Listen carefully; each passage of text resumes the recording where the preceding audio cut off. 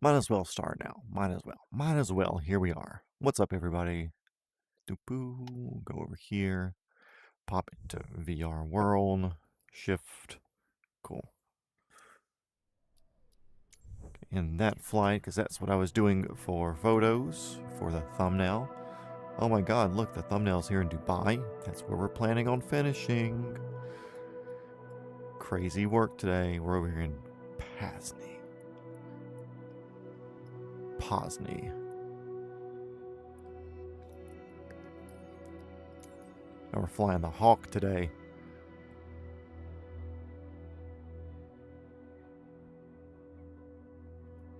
Check my stream.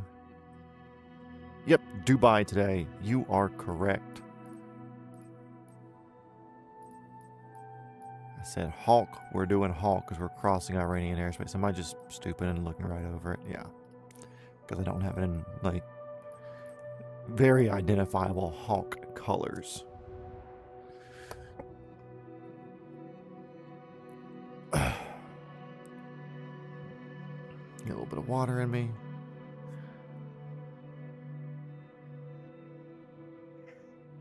Oh, yeah, exactly. Yeah, we're going to follow the coast up and maybe not all the way up to the north down. But it'll be a very short water crossing today. Okay, let's see what variants. We got the 60R, 60T, and 60S. I'm thinking R.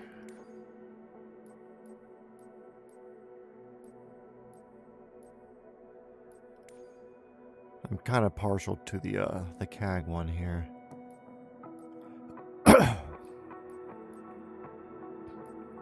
Yeah. Oop, needed a fuel. I could add fuel when we get in there, but might as well pop a fuel here so that way I can plan.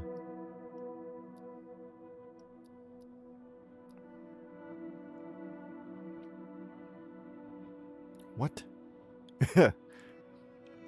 Okay, I think that's wrong.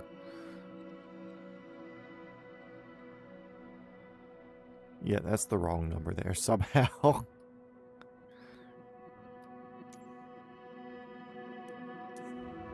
95,000 pounds? There's no way.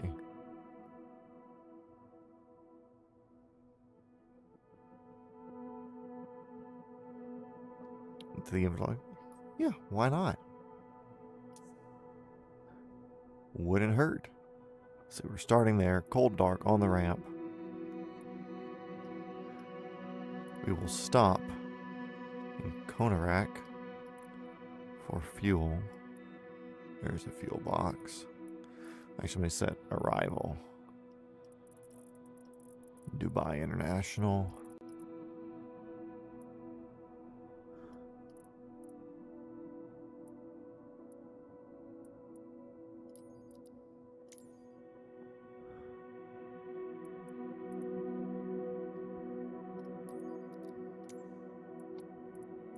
Add there.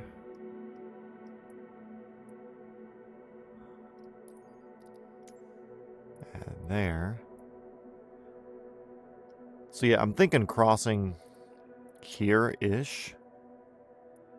Because I don't see the purpose of doing another 20 miles up here to then cross down. But we'll judge it. We'll talk about it because we have a couple of hours till we get here. Because it'd also be cool to come in over the mountains here as well. I don't know, we'll see. It also depends on how late. If it's not super late and we're getting over here, because we know then it's just a 30-minute flight over, we might do a 15-minute round up and down. I think that would be appropriate. Live, saving back. Start.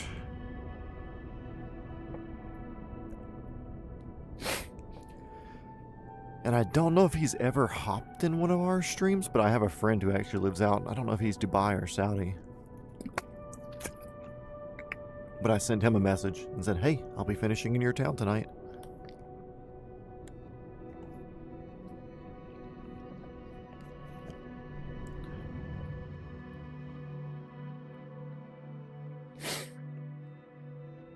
C-130. Group effort at that point. Okay, still darkish here. Not bad. It's not bad, though. G, that gets rid of that. Let's see how painful the start is on this. Can I not walk closer? Oh my god, that's annoying. What? Ugh. I'm gonna reach through my wall.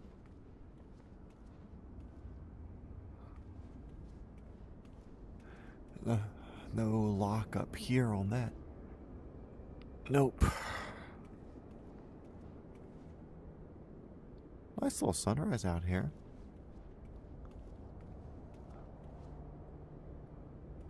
Sensor cover.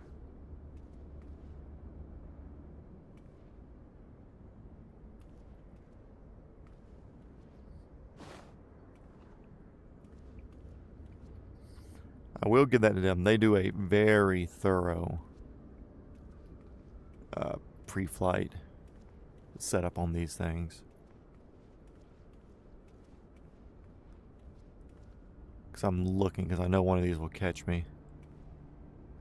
Those are steps.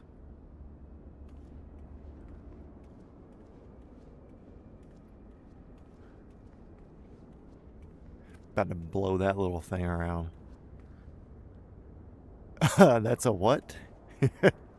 It says no. Says who? Okay, Bonanza, I see you. Trying to hide.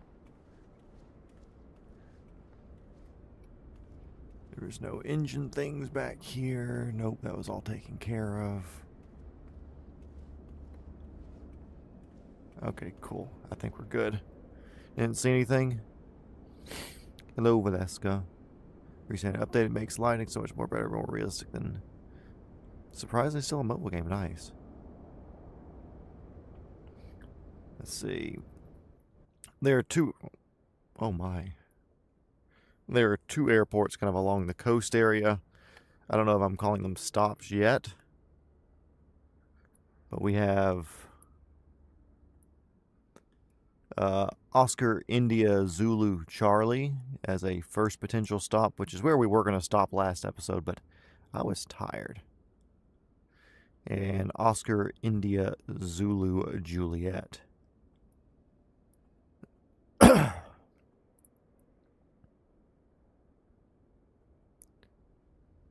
see, let's go and put a direct 2 on our first point, just that way I can see what sort of distances we're looking at. 161 nautical miles, so a little bit over an hour at a 270-ish heading.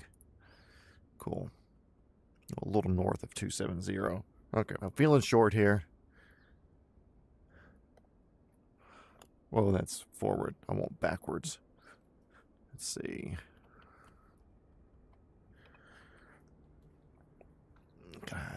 Go down a little bit now because I can't see up here. Okay, let's remember where all these buttons are. Battery, that's an important one. Great, now I can't see anything. Control lights, instrument lights. I guess that doesn't exist then. Oh.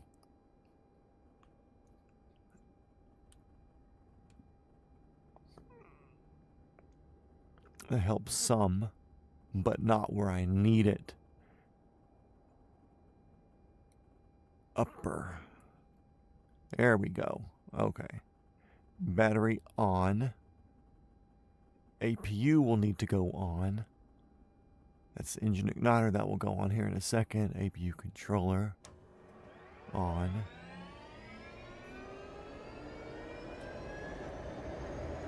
No, I want that down. Use my mouse.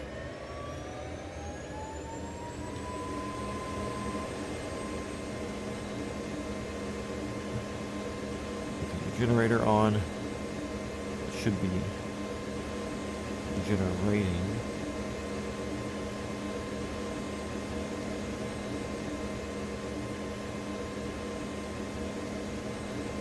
Okay, APU started. That's going good.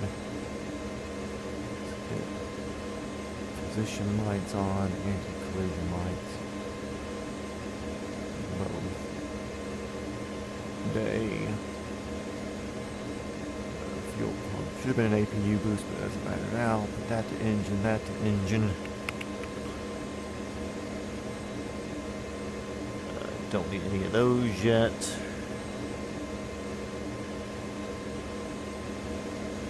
We can move that to crossfeed. That to crossfeed. Anything else that I need to do over here? Those generators, no. External power. Utility hydraulic pump I could put on, but it's not really necessary at the moment. Oh yeah, the engine ignition switch to normal.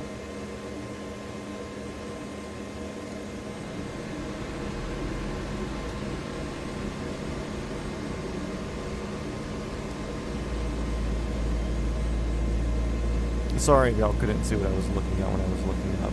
I know it's kind of a weird thing.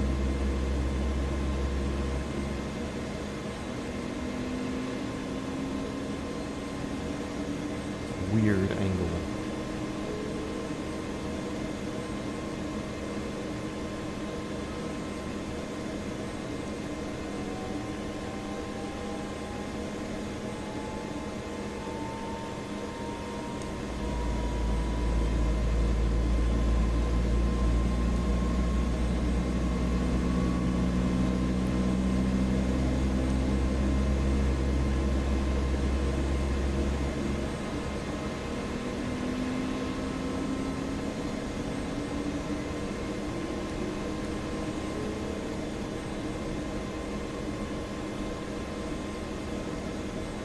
Reset. Don't need you.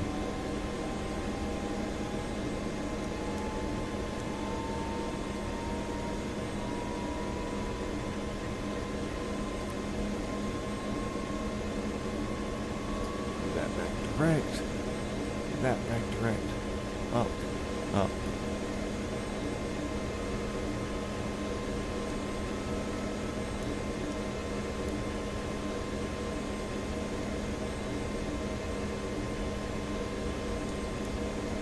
Boost pumps can go off.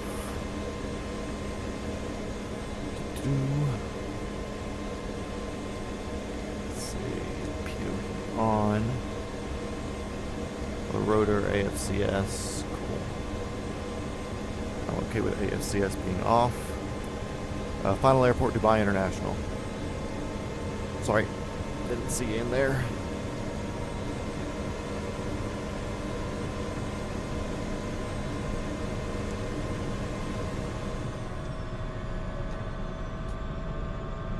That off, got that off.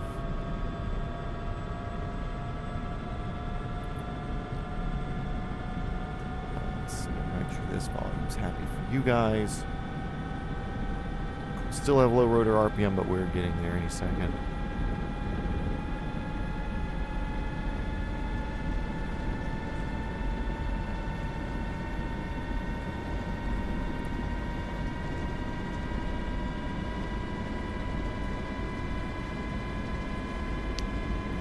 There it is.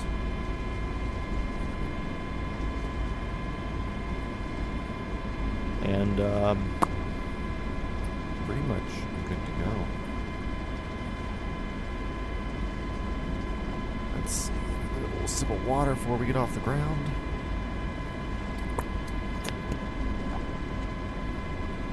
Oops.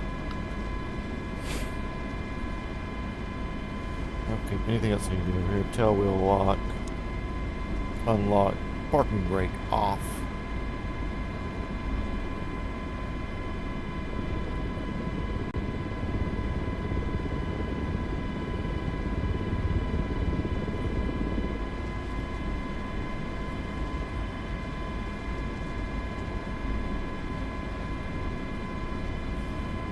Get away from this little not a Cessna that's faking itself over there.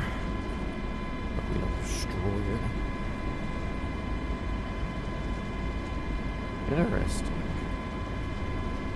2.4%. I wonder if I should do a a super slight dead zone.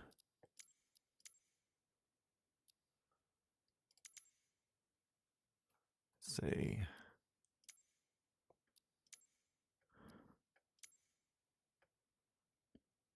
Okay, so that dead zone.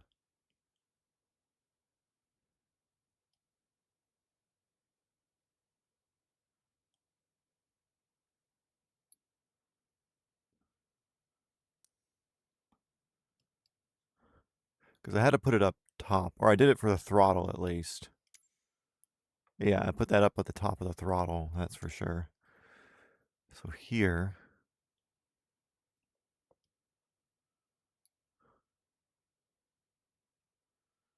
how do I move that around? Reset, reset.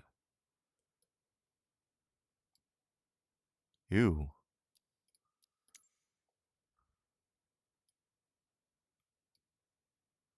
Oh no.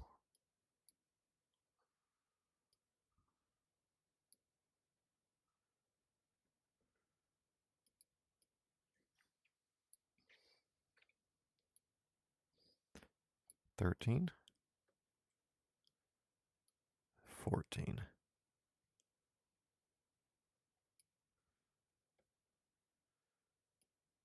15.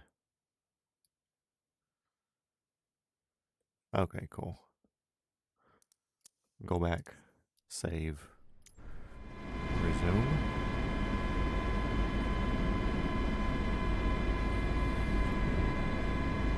Yep, there. Now it's showing 0. Okay, cool. Much better.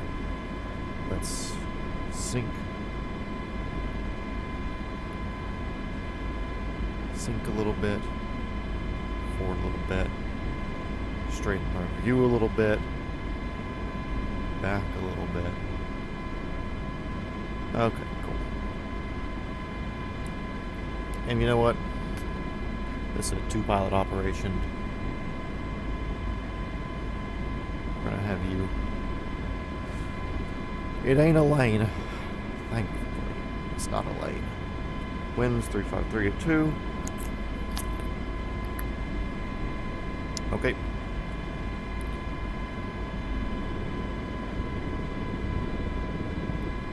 That parking brake back on? No.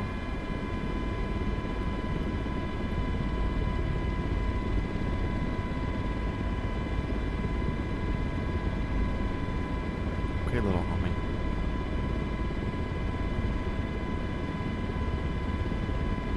That's annoying.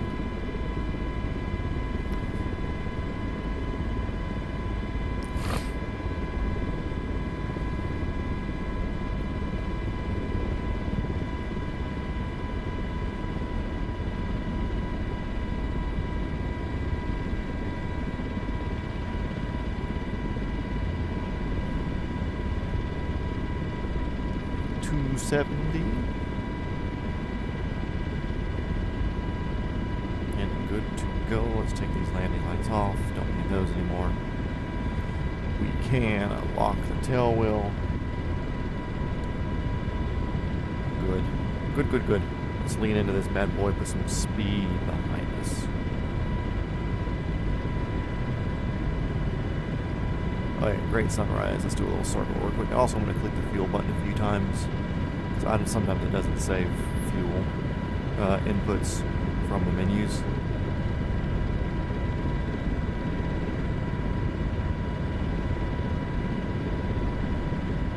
But yeah, 8:30 streams right now is good for these sunrises.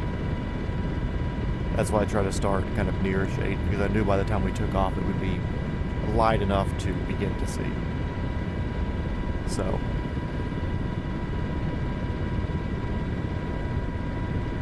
okay, up the coast we go, boys and girls.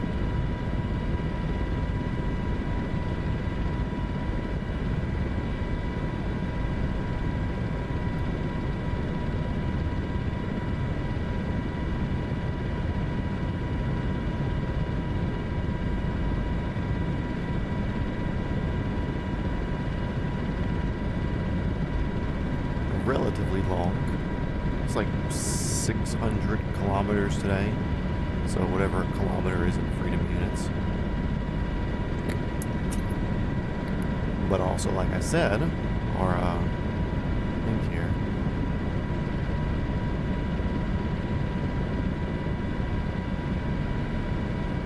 Despite glitching out. That's annoying. I like having a tablet. 158.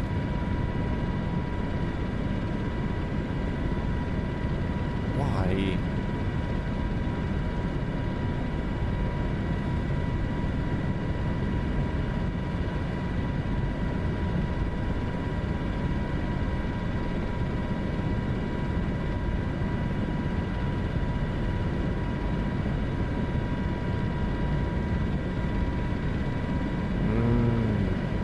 Where do I go to?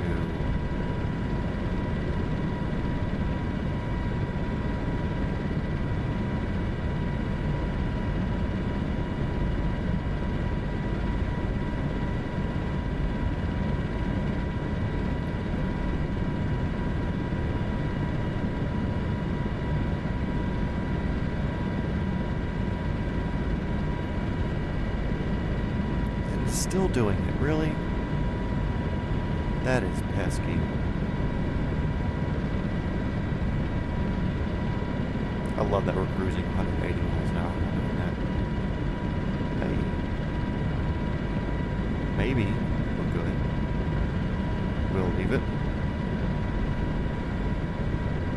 You'll slow down around 160. Appreciate it.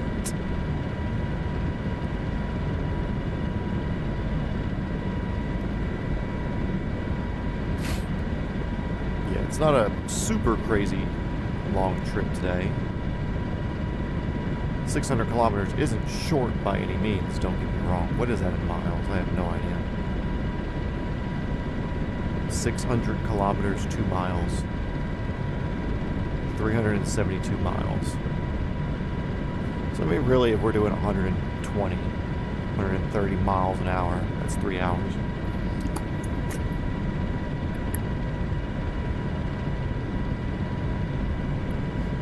A 3-hour day today. We'll see.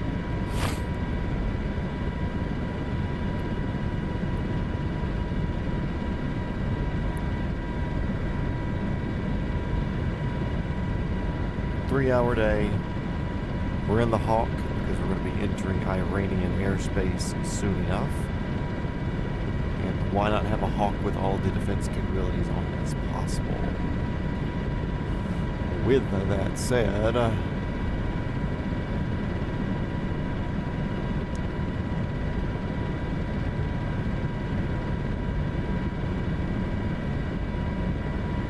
off with all the lights that we can.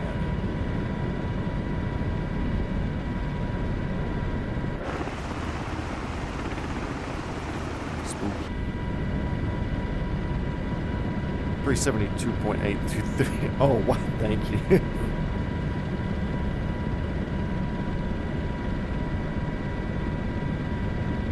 Yeah, C-130s, they can get pretty slow.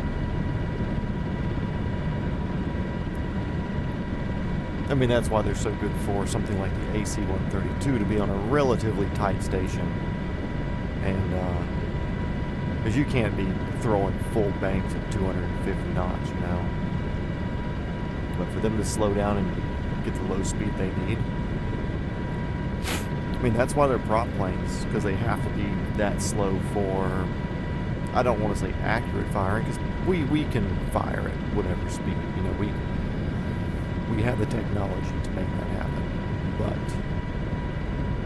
to make it better and easier and less resource wasting or consuming,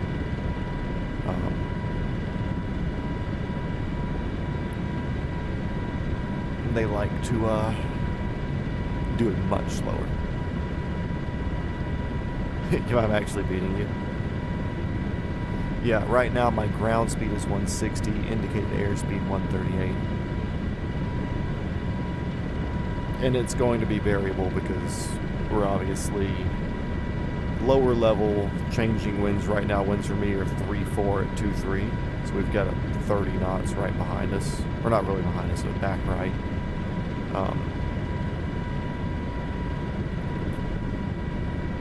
So that's helping us out a bit.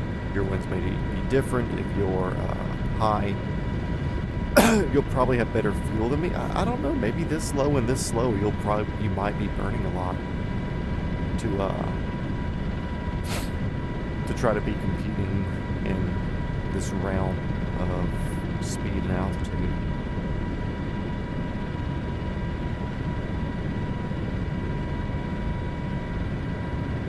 I don't know. 155 airspeed at 6. Yeah, okay, cool. I'll try to stick around there as much as I can. I can't promise perfection because obviously you've heard the spiel. My controls aren't trim. I mean, they're trimmable. I've got a trim hat here that I could use, but my cycling is floppy. It happens with age. Valeska, don't laugh at that. It's 7 hours worth of fuel. I mean, 7 hours at cruise. Or is that 7 hours at extremely low, just above stall speed?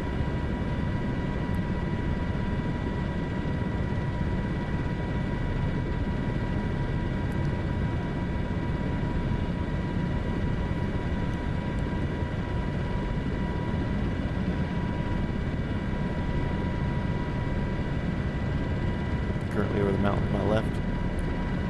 Hello. Okay, you wipe that smile off your face now.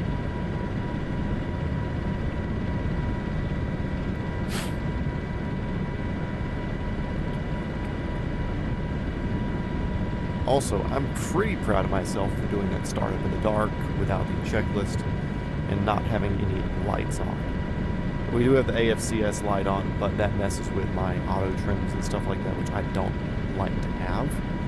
So, yeah, we're good without that. I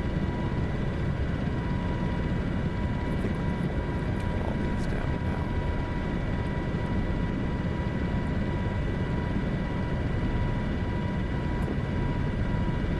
That'd be good, and that'd be quick.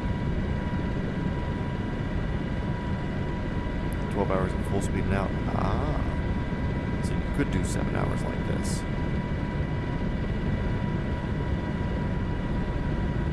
Don't the Marines... Don't they have helicopter refueling capabilities out of the 130? Or do they still use the KCs or Pegasuses or whatever? Because, I mean, not on this one. We don't have the noodle coming out the front, but obviously there are Blackhawks that have the refueling snorkel out their nose. Which that would be a cool thing to try. I'm sure it's a thing that's doable in DCS. I'll have to look into that because that would be something really, really neat to try out.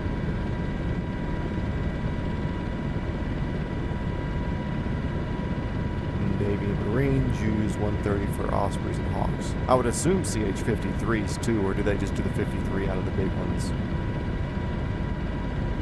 Either way, refueling capabilities are possible.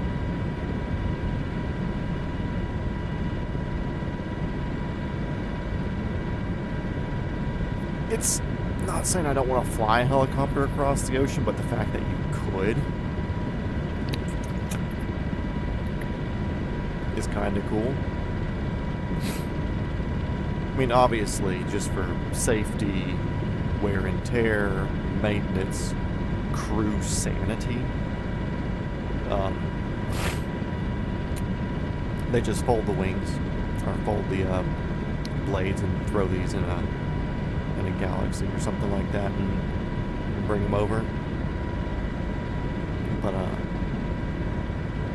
that would be a really crazy thing to do, a Black Hawk across the ocean, transatlantic, with refueling. I mean, you could do refueling barges. You're a helicopter.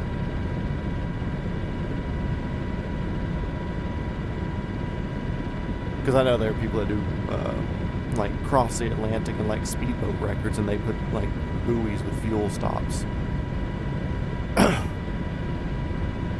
going across the ocean, where they just go from buoy to buoy, topping off their tanks. And they'll of course have those set out beforehand. It's a big money investment to do something like that, or have another boat out there like meet them and top them off.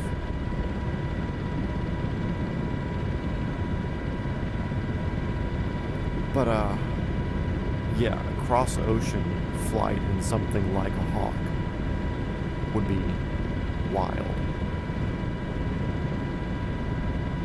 Which, I mean,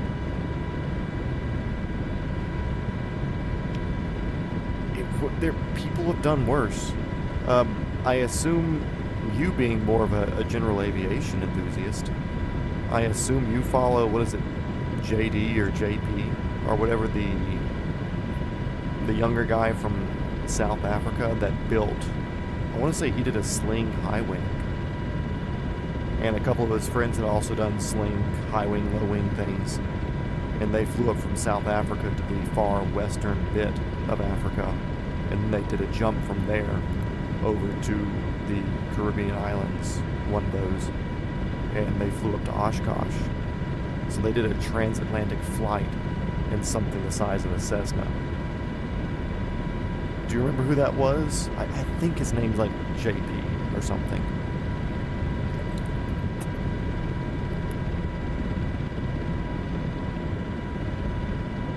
Which I remember him from years ago. It's gotta be like 2012 or 13 that I remember him from. There was another YouTuber I watched for a while. His name on YouTube was Fun for Louis, Louis. So we say Lewis, but he's British, so it's Louis. Fun for Louis. And he was a travel vlog. And I didn't watch all of his stuff. I forgot which one was the like first one that I saw, or that kind of got me in him. But I watched a good bit of Fun for Louis.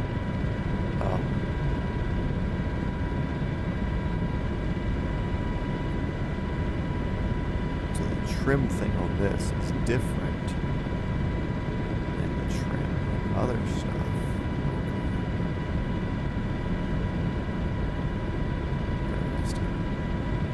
Anyways, Fun for Louis, a lot of traveling stuff, and like had a Toyota partnership for a lot of things, where he bought like an old Previa van or something here in America, and was doing a big like America tour in the van. Always had super neat places. I don't know if I just got bored of his content or whatever, but Fun for Louis was a solid channel.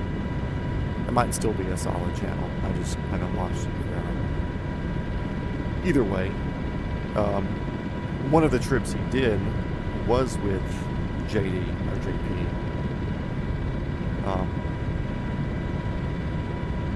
And it was like flying, I think it was up the African coast.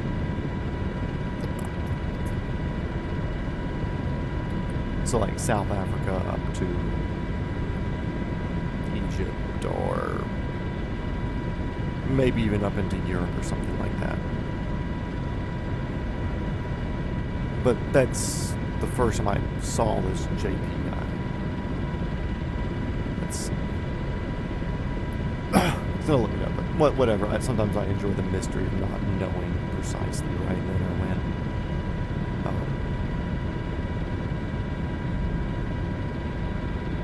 Anyways, yeah, like they flew a Sling TSI across the Atlantic. Now, given, okay, it has a lot better fuel burn rate than this thing.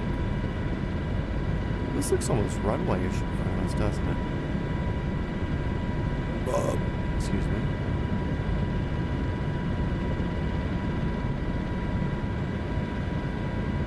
Which I can't see that far out just because it's... But that looks like a turnaround at the end of a runway, right?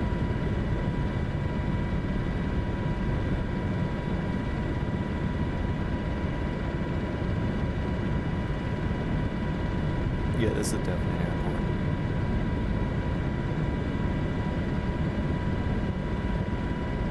Plus, it's going to help us build a little bit of speed.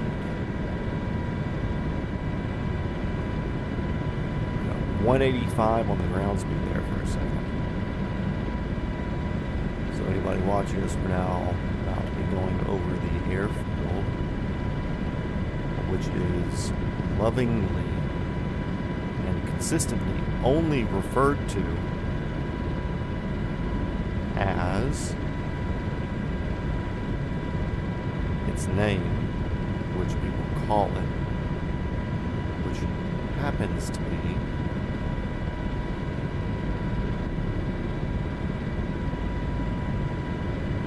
not listed on the chart because it's a military airport. Apparently, great. There was a joke I was just going to be like Oscar Zulu India Papa or whatever, and not actually give its real name. OPGD. That's it. Okay, yeah, that's what they refer to it as. Lovingly referred to as Oscar Papa Golf Delta. That's what all the locals call it, at least. So if you want to fit in here, you gotta call it that.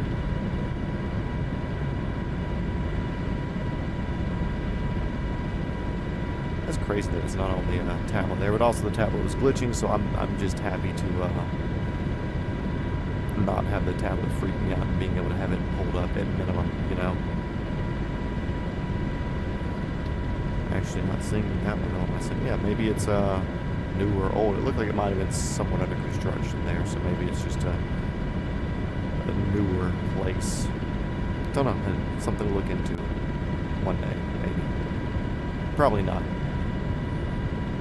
If you're watching this in 3 years, catching up on the series, please comment below what happened to that airport, because right now it's 2026, April, May 2026. So if you're watching this in May 2029, let me know.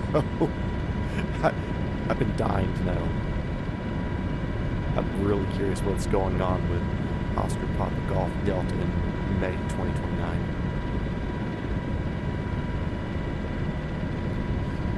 Most likely Newark can't even see it from 6,000 feet. Maybe you just need better eyes.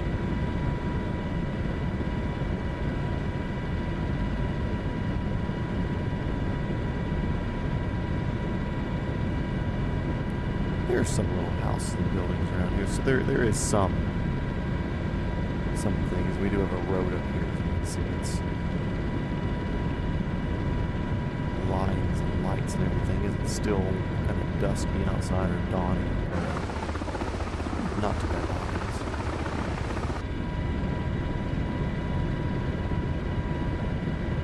You do wear glasses.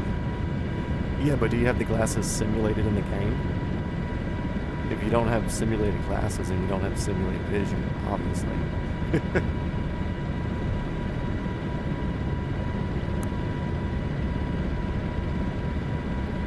Next airport we see is actually OPGD. Oscar Papa Golf Delta.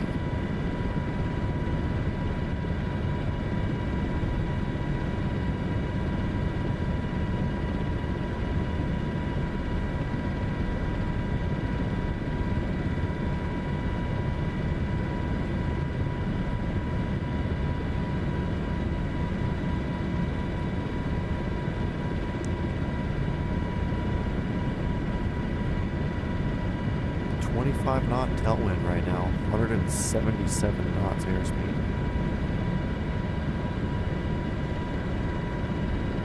Like, I enjoy doing a variety of aircraft in this series. It's obviously something that kind of makes it where it's not at, because believe me, some of these flights are boring. I do have the iron butt, you know, I could sit here for 10 hours if I needed to, but it does get boring. With that said,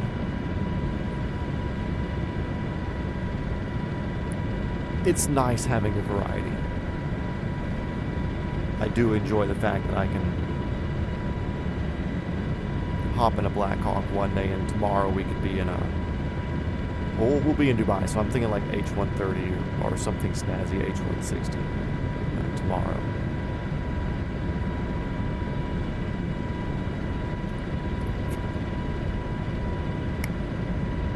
Tailwind down there, I'm showing winds are 4-0 at 8. Yeah, I'm showing about a 10 knot tailwind, so ground speed 149, indicated airspeed 137. So yeah, 10 to 13 knot tail.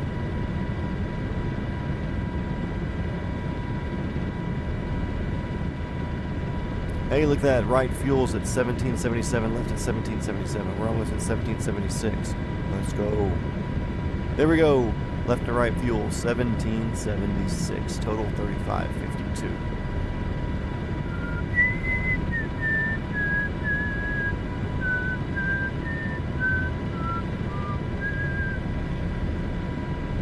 You're welcome for that. You can all be seated.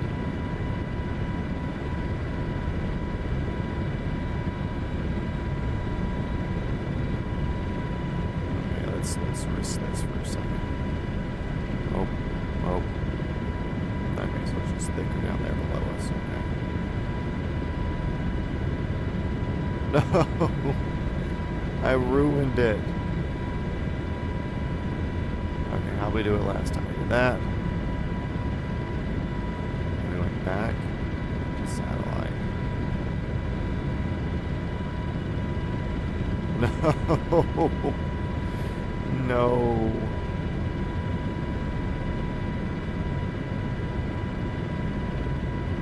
Detail? Default?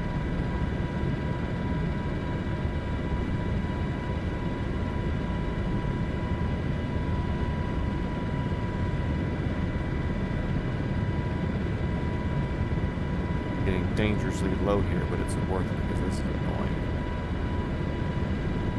Weather.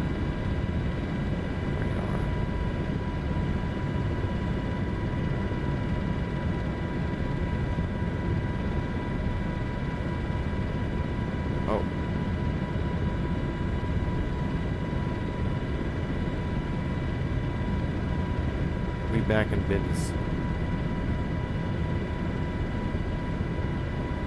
13 knot headwind. Well, you have the headroom to fight a headwind down here. I don't want to say I'm pushing down here, but I don't have the room to go much faster than what I do. I'm already trying to go as fast as I can.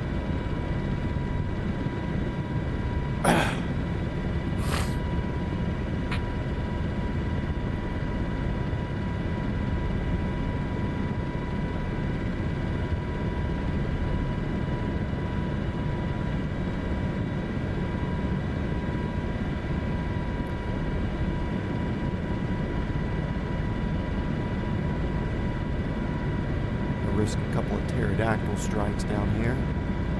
Might as well.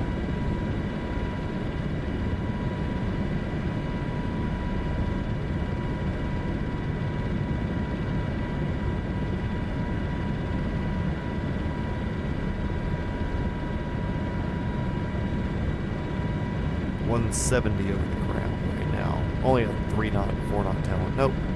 8 knot tailwind. Down low.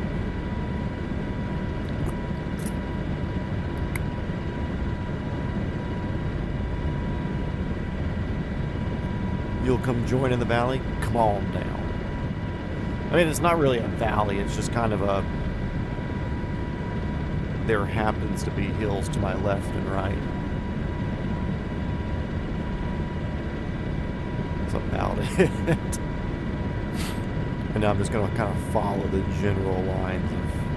I mean, we're heading in this direction anyway, but the general lines of this desert seem to be showing this way. The rifting, the rippling of the ground from tectonic plate collisioning.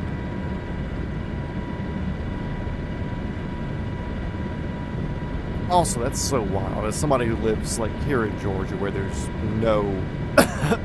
excuse me. No seismic activity. There is seismic activity, don't get me wrong. There is a little fault kind of near my house I don't think it's ever produced an earthquake while I'm here.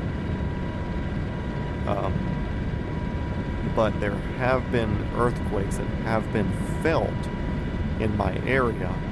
One of them went I was in high school, and there was like a 3 or something like that. But it was a bit of a distance away. And some people were awake at the school and they felt it. The plane is sunlit now. Is it showing like different time for you guys, or is it finally getting the sun over the peak behind us? Oh, almost over the peak behind us. If I were to go up, it probably would, because I can see it catching the haze above us up there. But yeah, some people had felt the earthquake. I didn't feel it. It happened at like 4:50 in the morning or 5:20 or something in the morning. Something really, really early. And I woke up at the time of the earthquake because I looked at my alarm clock and I was like, man, why am I awake at 5:20? Like, I remember saying that or thinking that, and then I went back to sleep, then woke up the next morning like, hey, did you hear that there was an earthquake at 5:20? I was like, well, I woke up then, so obviously, like, my body picked up on something, or how they say, like, birds and stuff will fly away before the earthquake happens, or like micro tremors, or they'll pick up on the electrical EMF fields or whatever. And 6:03 for you. Doesn't show my local time here. Oh well. It says 4:35 local time there, but I don't think that's right.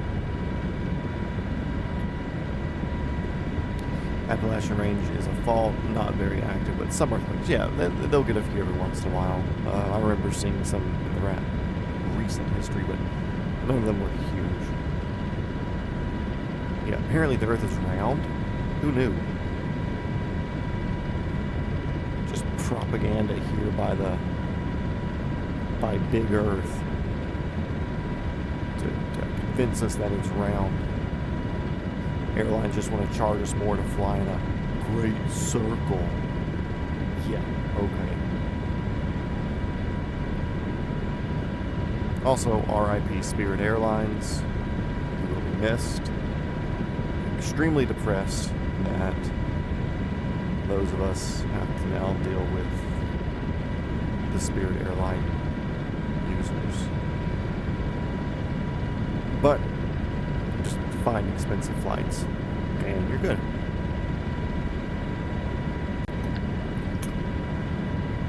But we kind of touched on Spirit yesterday, so I'm not going to get too deep into that. But yeah, so I did technically wake up because of an earthquake, but it being so minimal, it could have just been a sound or a feeling or whatever level of uncomfiness it was made me wake up, but I didn't register it as an earthquake. I would like to experience something that I can register it as an earthquake. Now, Frontier is going to have more crackheads now. Yeah, poor Frontier.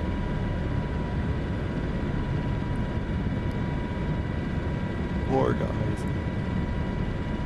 I mean, good for business, you know, like,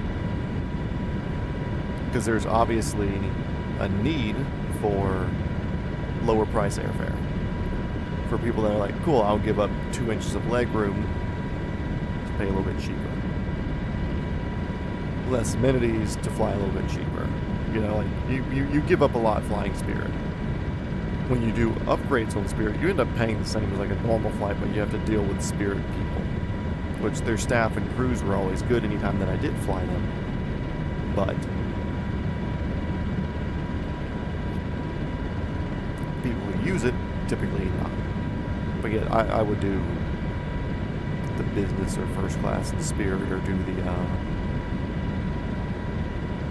like safety aisles or whatever. Because sometimes it's like, cool, their flight just timed out and it happened to be a $30 or $40 cheaper than flying in the same comfort level as like Delta or United or American or whatever.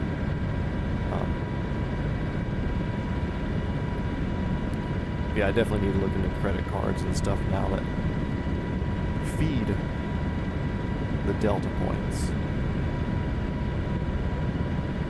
Because also, I'd like to start flying a bit more too. Exploring, traveling. It's not a top priority.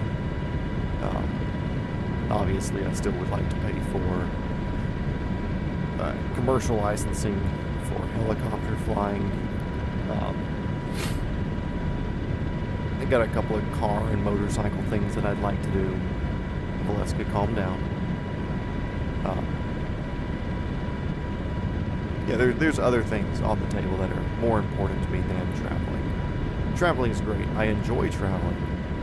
I think I enjoy traveling for reasons that most people wouldn't assume. A lot of people like pre-planning stuff, figuring things out ahead of time, which I will look into places. You're going to fly on the 9th? Who are you flying with? Are you flying out of a CSG or are you going to Atlanta?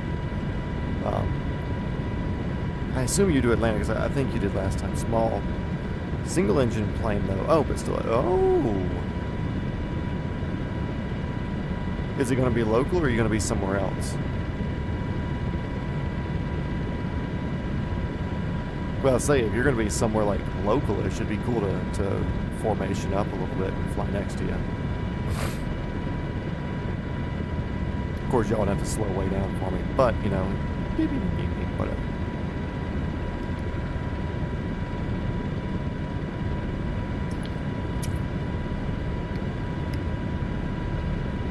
Harris County Airport. Harris. What town is Harris? Is that Manchester? Just one traffic pattern? Oh well.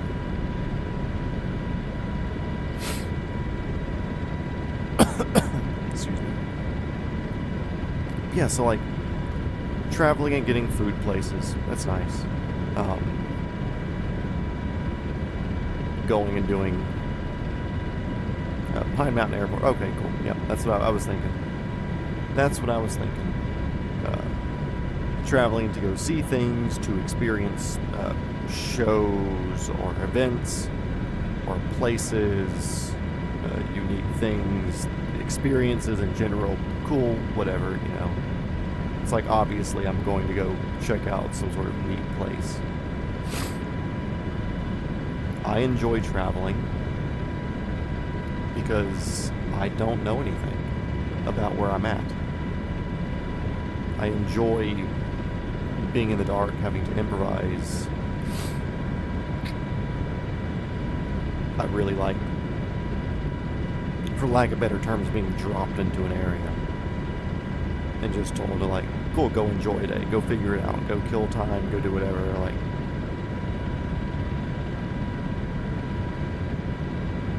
Experiencers are cool, they're great, but I enjoy the unknown,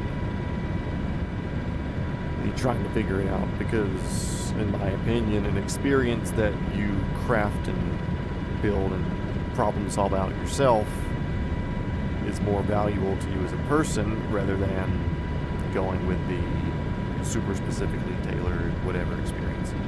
Now, don't get me wrong, there are some experiences that you definitely need to do as a tailored thing. Some things you just probably shouldn't go do on your own. But, and it's I don't even know if exploring is the word. I mean, I guess exploring is also different people have different levels of what they consider exploring, so that is a thing, obviously.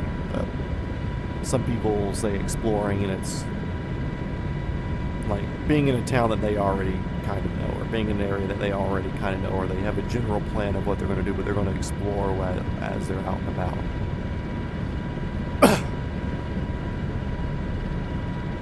in my mind, it's almost assimilating myself into whatever I'm into, where I can blend in and be part of whoever and whatever it is as quickly as possible. Like, obviously, 6'2" Matt would stick out like a sore thumb walking around like some small old town in Japan, obviously. But I would love to be able to know the language and just kind of go and exist in another country or another place. Zero plan, zero anything, just go and... I don't living a life isn't the word. It's kind of like a weird thing. Finding local eateries, local unique gyms, eateries, yeah, etc. Yeah, do all that. Not like you're going to Orlando and like, cool, let's go to the Rainforest Cafe to eat here near Disney while we're here at Disney. Like, cool, that's good, but it's not like a unique local eatery or something. Like going to the little place that locals don't, or that only locals go to. Like the hole-in-the-wall place where people don't expect you. And like you see these videos and pictures on Instagram a lot where these guys just like happen to find, like there was this one I saw recently where these people found like a sushi sports bar or something, and it was like a 3-person wide bar where the guy behind the bar was making sushi and maybe like 2 tables in the restaurant, and this whole restaurant was like half the size of my room. Like what? Like it was almost what you can see in my little corner camera right here. Like that was the entire size of the restaurant. And they're watching Japanese baseball with the chef, and they're cheering and doing shots of sake and everything. And it just looks so cool because that's not a place that tourists find. I mean, obviously the tourists found it. So, but yeah, there's just so many things like that where it's like you can't plan to go find that.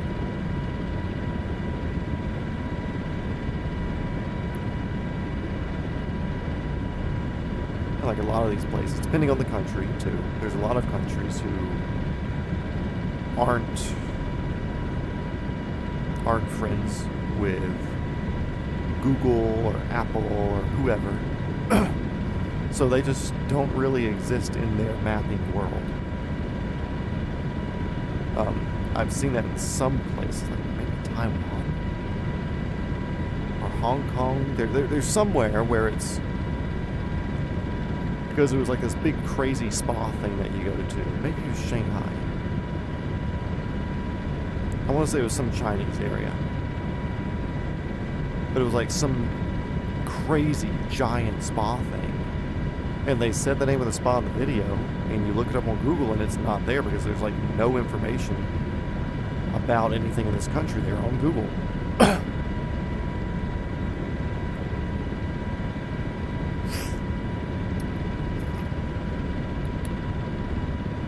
But yeah, find somewhere like that. That would be a cool thing. Just go and experience the area as the area and not as a tourist.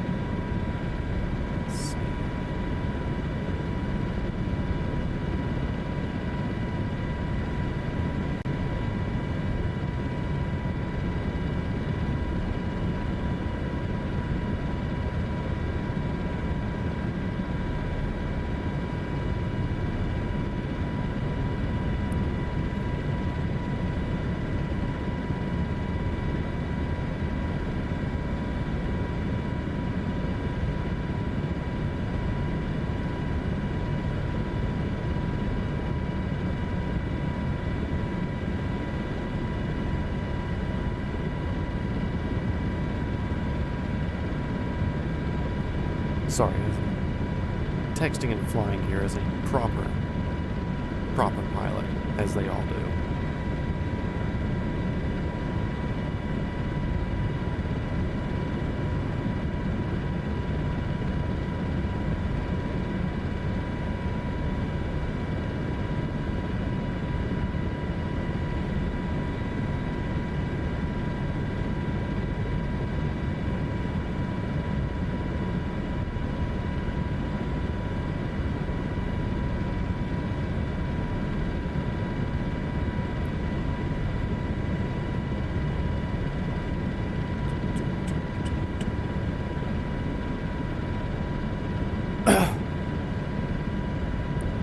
Okay, professional texting and flying is over now. Back to flight.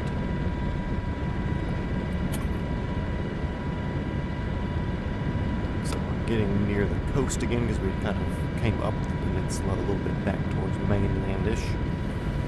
But we're getting back to it.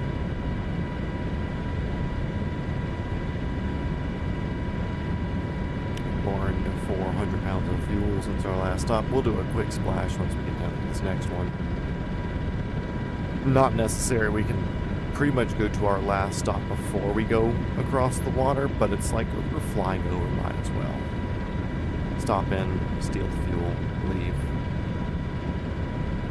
We're not through the strait yet, so it's not like we're smuggling fuel out of the Strait of Hormuz, you know. God forbid a white guy get a little motion, you know.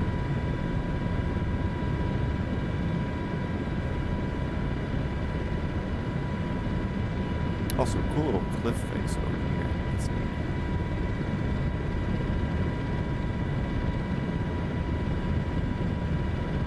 Oop, starting to get sunlight in the window here. You see that? Over on the MFD. Woo-wee. Look at that shadow. And look at that. Wow. Pixels.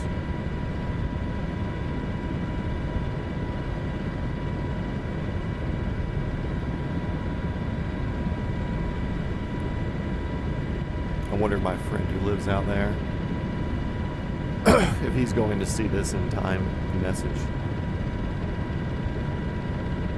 Is there a random 1,000-foot cliff on like?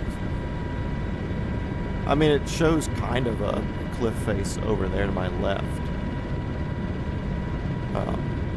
So yeah, there's kind of one.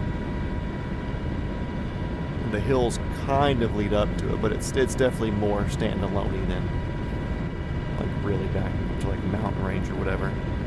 But there is some sort of hill area in front of us.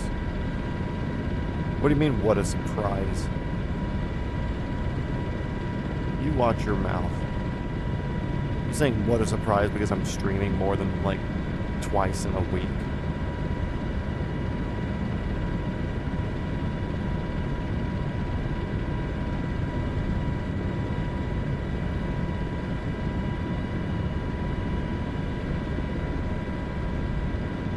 I said I'm going to try to be very, very consistent this month.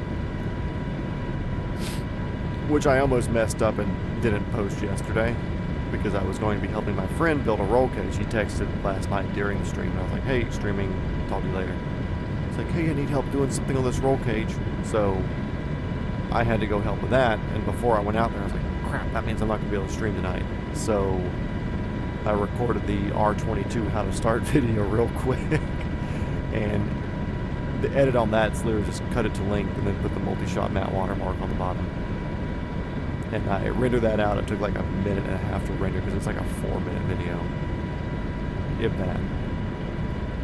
And hit post and then I left, and then later when I'm driving I got the notification on my phone like, hey, your thing's finished uploading. You can publish it now.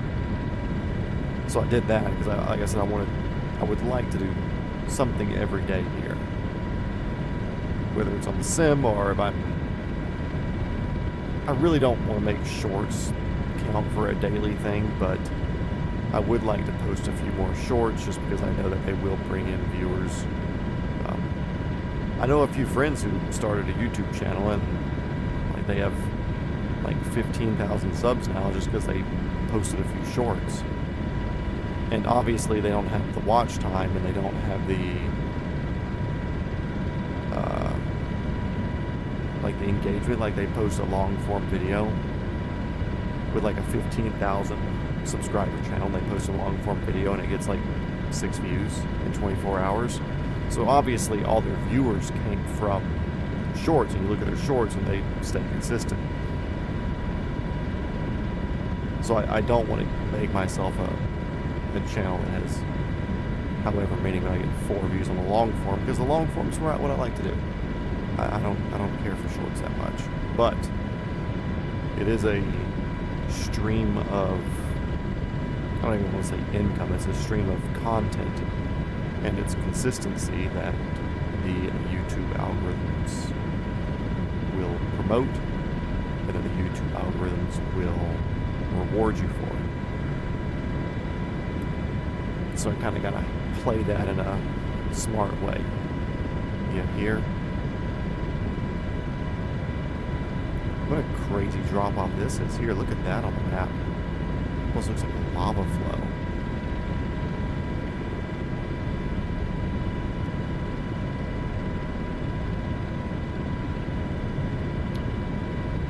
That is a 800-foot cliff right there. Because we had 80 feet of radar altimeter all the way up to like 900 feet of radar altimeter. So like basically a 900,000-foot cliff. Sean gets in here, just talks crap, then disappears.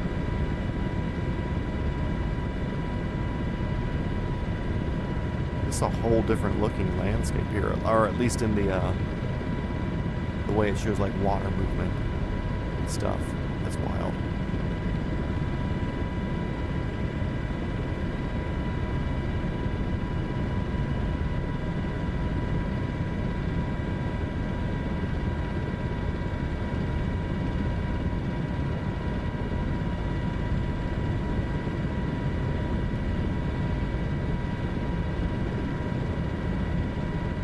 Excuse me? Yeah, you. Yeah, come in here with the what a surprise. Excuse me.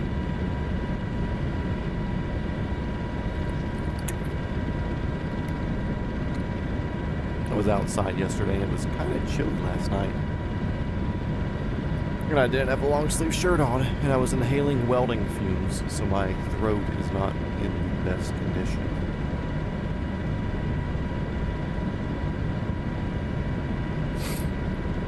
Your brain is just empty and full at the same time. Oh. Oh.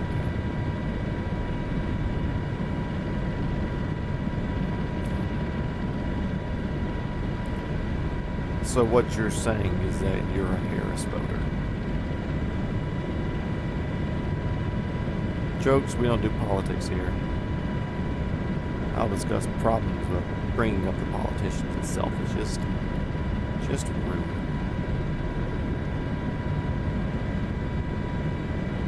And tasteless.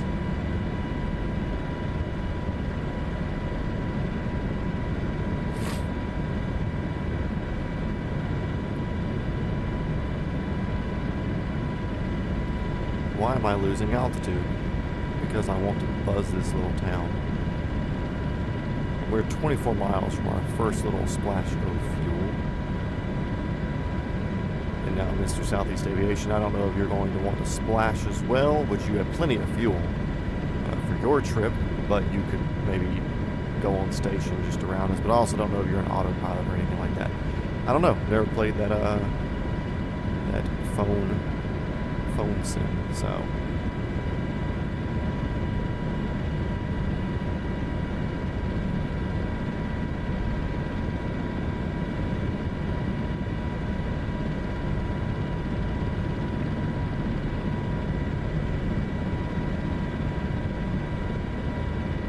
I also don't want to get too low because I don't want to catch pterodactyl if possible. Oh, look, the town has one car. Good for them. Okay, back to track.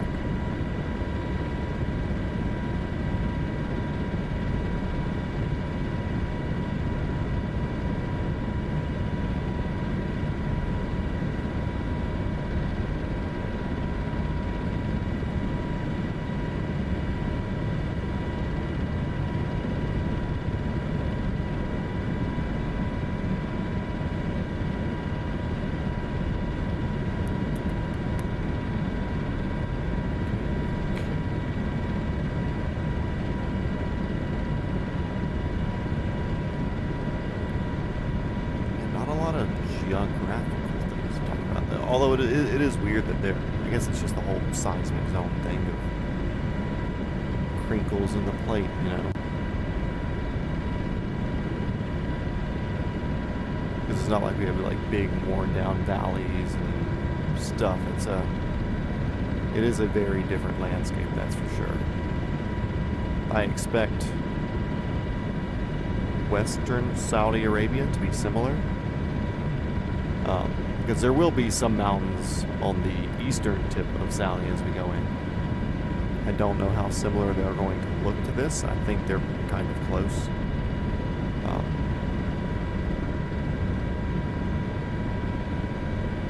But I don't know how different it's going to be. But I mean, it has stayed consistently different this entire around the world trip. You know, every country's almost been bespoke in the way it feels.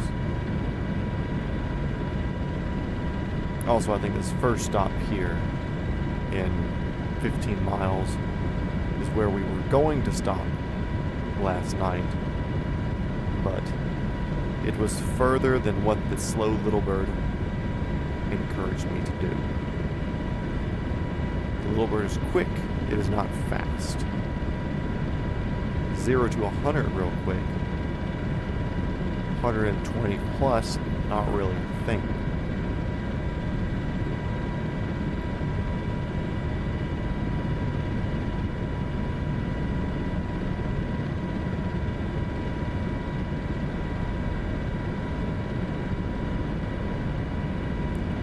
Everything's still looking good.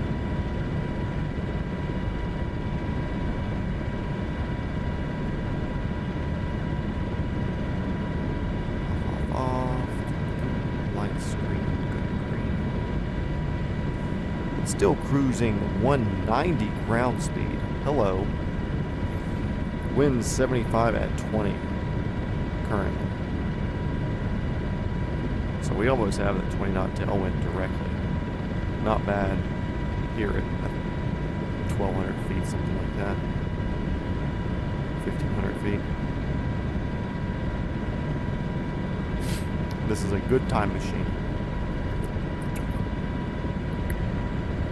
But yeah, back to it, if I could ever afford a privately owned Black Hawk and had the spare money and the absolute insane idea of wanting to fly across the Atlantic by putting fuel barges out there, because I doubt privately funded aerial refueling of a Black Hawk would be a smart thing to do.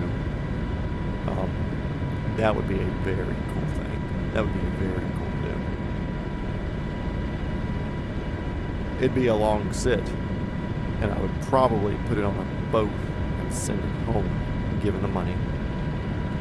Or, you know, I'd maybe do the transatlantic, then fly Europe a little bit, and then maybe do the Iceland, Greenland hop coming back, so it's not just a 14-hour thing, and do a more realistic crossing.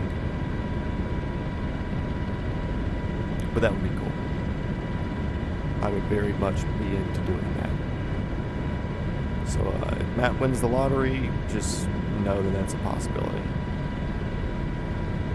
So it looks like 8 miles to our airport. That looks like it ahead of us. We're going to come in, find the fuel, steal it, and leave.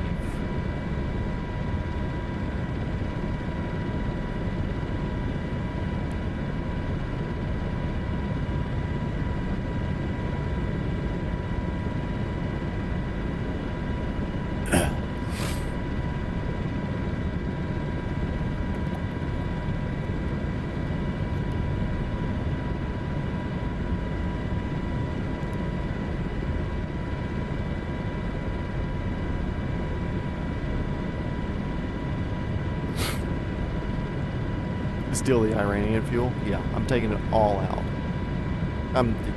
People will think I'm dropping Marines off on the ships there. No, I'm literally just topping off and taking it out of the strait, because the blockade is for boats only, and those idiots haven't thought to fly it out yet. Black Hawk by Black Hawk, 10,000 pound external load at a time. be a thing. How has aviation fuel rates been lately? Not horrible. I mean, they're already more expensive than standard fuel anyways, but not by much. But I think the last flight I did was like $4.50 a gallon. So, kind of in line with what normal gas is here. Look at me doing a normal-ish approach. Who am I? We're overflying the taxiing area. God, I was almost an airplane for a second. Disgusting.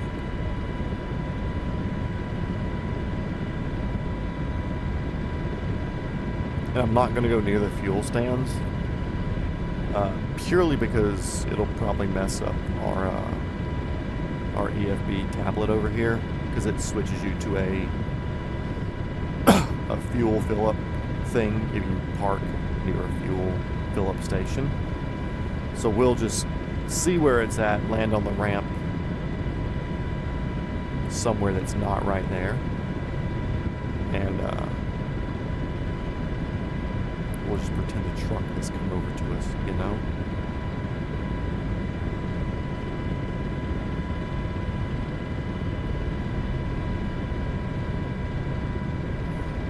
Tail wheel is currently locked. Gonna need to make that unlocked. There we go.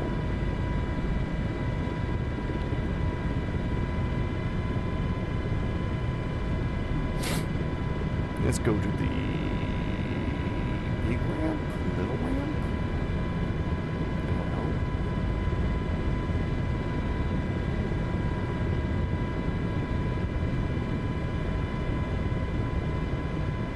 Oh yeah, let's blow these little fellers around.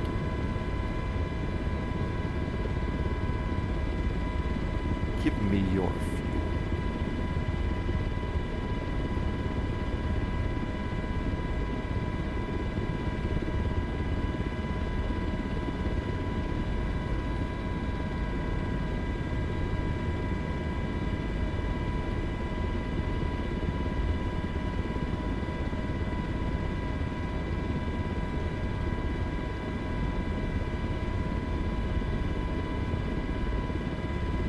World's easiest Black Hawk touchdown right there. Only comparable to when it's being used as Marine One. Oh, park and brake. Cool. I'm going to click the fuel button on my keyboard a couple of times. We're going to watch our numbers go up there. Boop, boop, boop, boop. There we go. Topped off. 39.52 in the tanks. Park and brake off. Tail wheel still unlocked. Do a quick donut on the pad.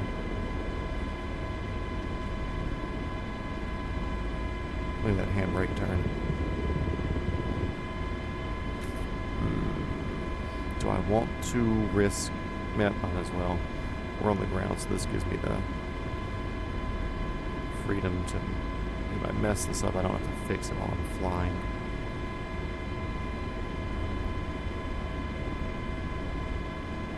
Hopefully that's our hop over point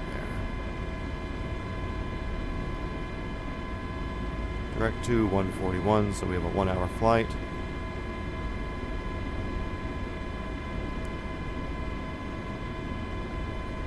Park brake off.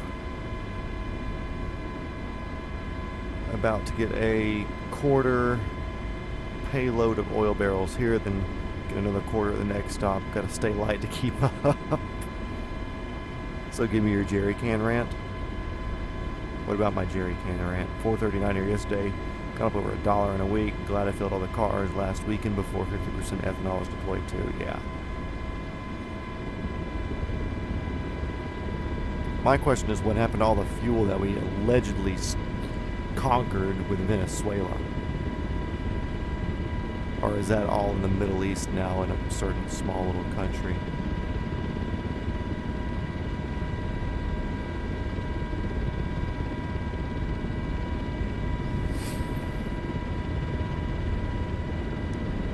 The tail wheel is locked off the ground.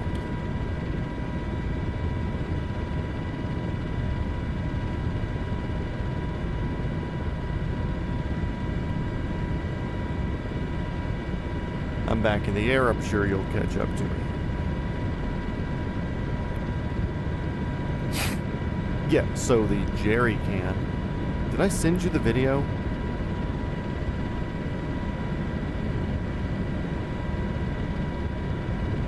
Oh, I'm supposed to have forgotten about the oil from Venezuela, the most oil-rich place in the world. Yeah, okay. I'm surprised not many, like, more people aren't talking, because usually, like, my circles on the internet, like my Instagram group chats and stuff like that, usually,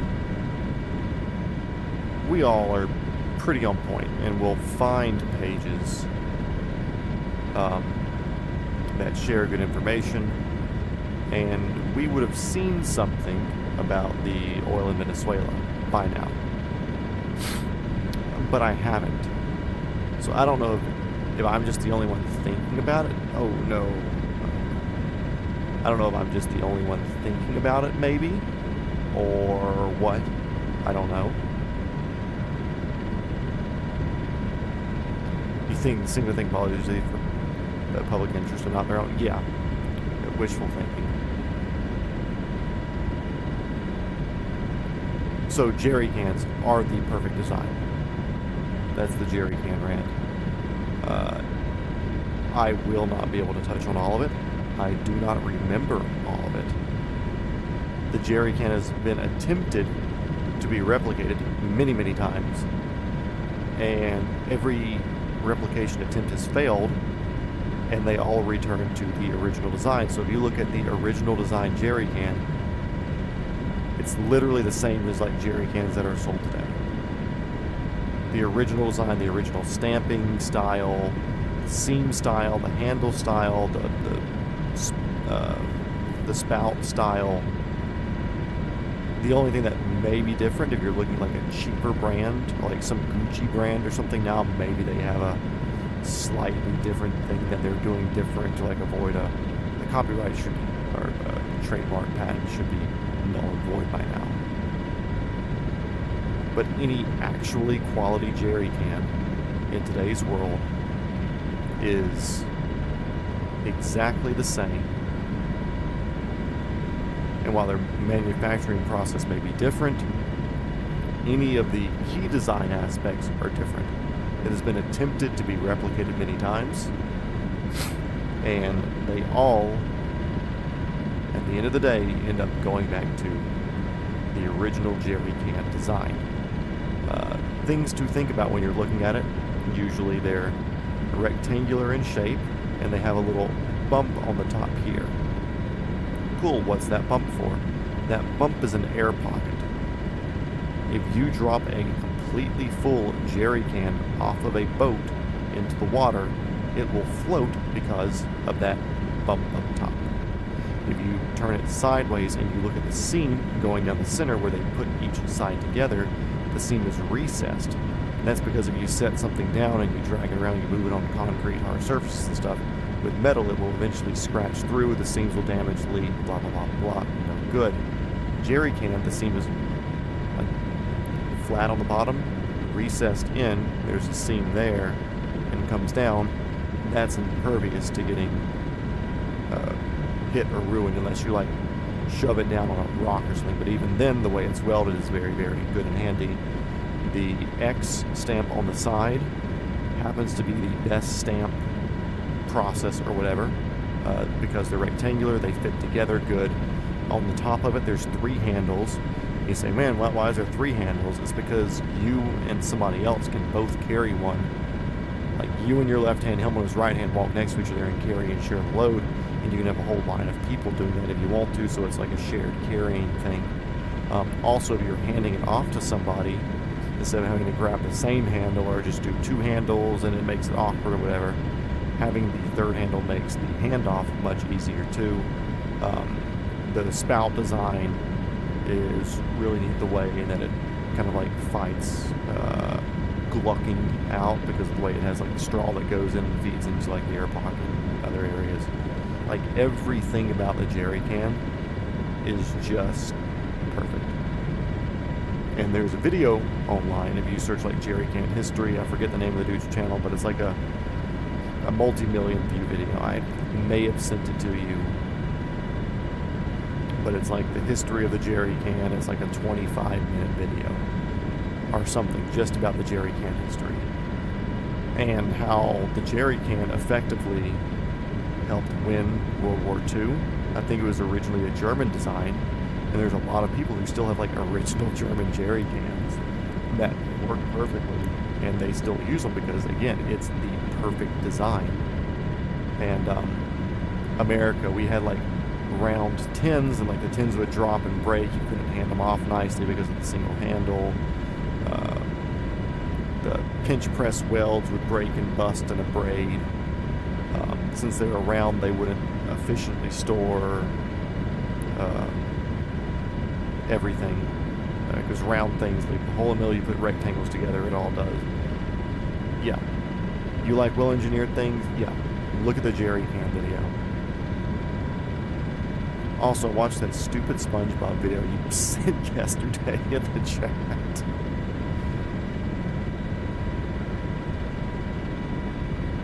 Yeah, the jerry can video, super cool. I saw it and I was like, dang, that makes sense. Which I got an empty jerry can, a new one, sitting over there. If I had to do a bathroom break at the next one before we do the water crossing, maybe I'll grab it, but I think I should just be able to sit through it. You love nerdy knowledge? Wow, way to make me feel like a nerd. I thought it was completely normal and useful information to share my love about the design of the jerry can. I didn't think it was nerdy. Here's my little headset here. Hope that nobody punched it and broke the nose in it. My little VR headset. Playing Urkel.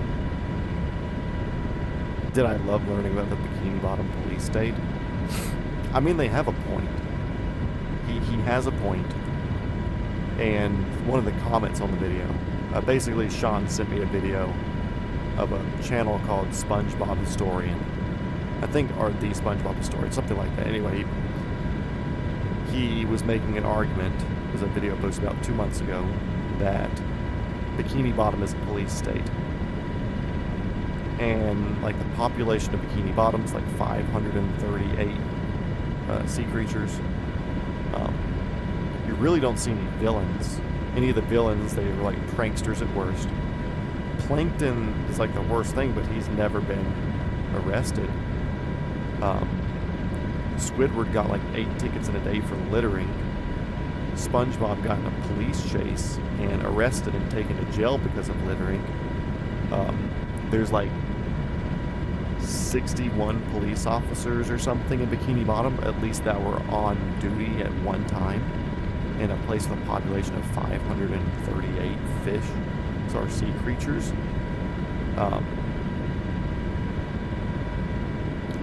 Somebody pointed out that there's only fish as police. There's no like sponge police. There's no squid police. It's only fish. So it could almost be a slavery thing to other sea creatures that the fish are running the police state against the other sea creatures. There's like a SWAT team and like drug dogs and stuff like that.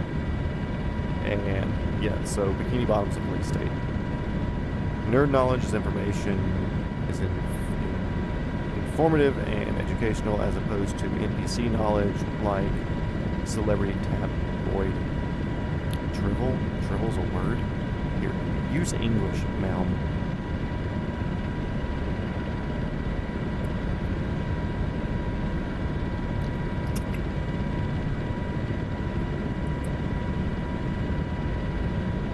What, you're telling me you don't want to learn about the different types of lip injection styles that different celebrities get, so that way they have the thick, luscious lips that all the men want or want to see? And how Botox is totally safe and you should just put it in your face. Just 3 times a year, put it in there. You're good. You're good. Or filler, whatever it is. I don't know what it's called. Filler? Lip filler? That's different. Botox is like a muscle thing or a nerve thing. Vocab nerd here. IG. I thought it was normal verbiage. It's not normal verbiage. We vary our entertainment in this house. Tonight we watched the movie Weapons. Speaking about movie Weapons, that's my job. And I'm sure you may have, I mean, obviously you've probably seen Brandon Herrera's, like, gun meme review and stuff like that. And his testing of, like, historical firearms and assassinations and stuff like that. For the Multi-Shot Matt channel, I am currently and actively in the process of scripting, concepting, writing, and prepping a movie armor reacts to firearm scenes sort of thing. IDK never touched any of it, don't trust Botox and fillers, etc. Good, smart woman. But yeah, a movie armor reacts to movie gun scenes and stuff. But I'm not just going to react to the videos. I'm going to watch the videos, whatever, react to different things, point out different things, maybe shed light on why something was done one way or the other way. But the thing that I'm going to do different, I also want to pick something from each of the episodes and do a practical test of it, of like, cool, this is how they did it in the movies. Oof, ouch, that hurt, that wouldn't have worked. Here's how you should have really done it. Or like, oh wow, the car stopped all these bullets, let's see how much it really doesn't stop the bullets. So, and kind of do the Mythbusters thing of how they would do, like, cool, this is how it happens if you do it exactly the way the myth says. Here's how we can make it actually successful. So like if it was shooting like through a car door, then it would be like, okay, cool, obviously the car door doesn't stop a 9mm. What little things could have been done for it to stop a 9mm? Where could have been shot in the door for it to have stopped the 9mm? Could have shot like the window motor or something to where it was thick metal, copper, and etc. to make it stop? Like what would cause a stoppage to happen? Or what could be done to modify it to cause a stoppage to happen? And then how safe would it be back there? Or would there be any like residual shrapnel things popping off the back from deformation?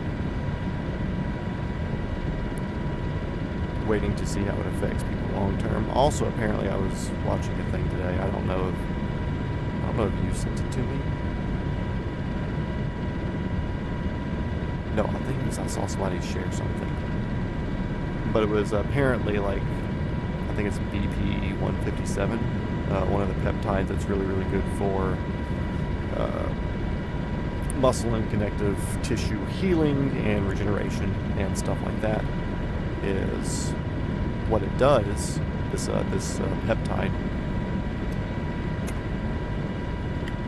it goes to the damaged cells or the whatever. I forget how it was worded. And what it does is it promotes the growth and development of the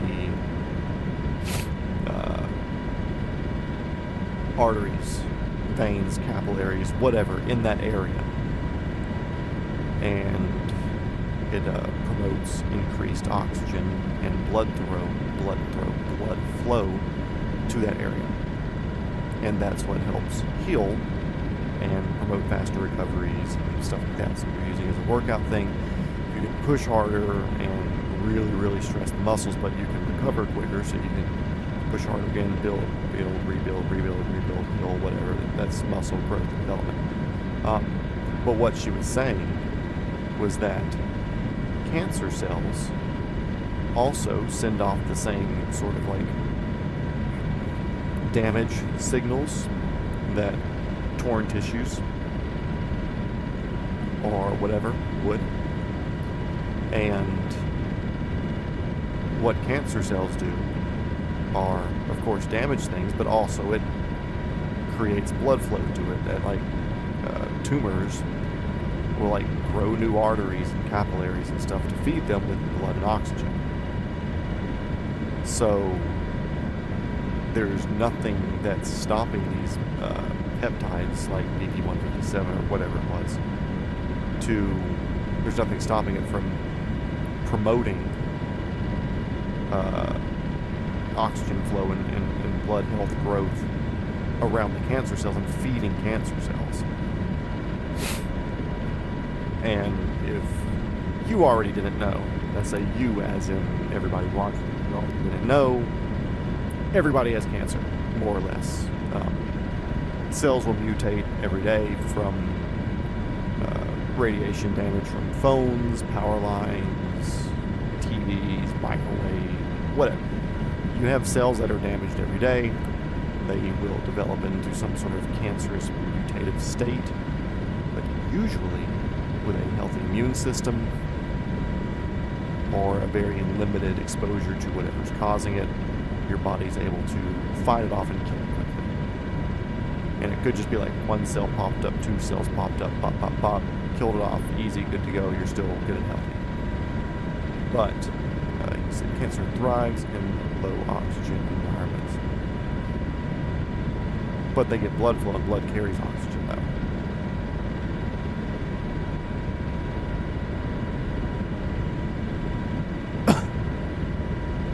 But anyways, everybody has cancer. It's just like, okay, cool, is it large enough to be detectable, or is it just like cell here, cell there? So it's very possible that the peptides are helping feed cancer. Allegedly.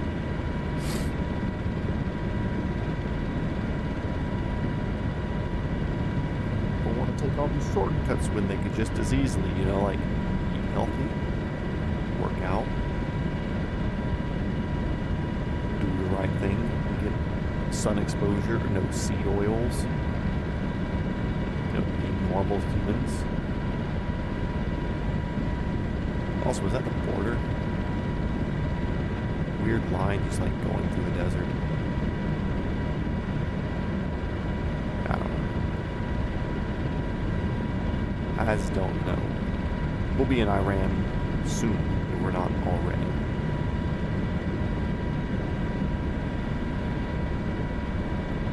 Also, right now for Southeast Aviation, airspeed 170, ground speed 179. So 10 knot benefit to me right now.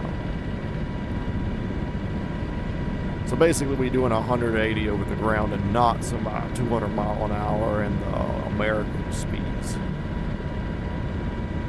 But also, Valeska, yes, correct me if I'm wrong, but some people get these nasty cancer, lymphomas, whatever, big cancerous lumps, tumors. But those tumors are being fed by blood, and blood carries oxygen.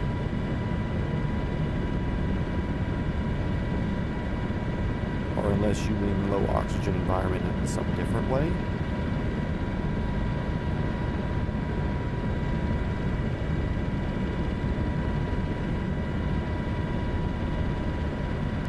$84 miles from our next little airport, I think.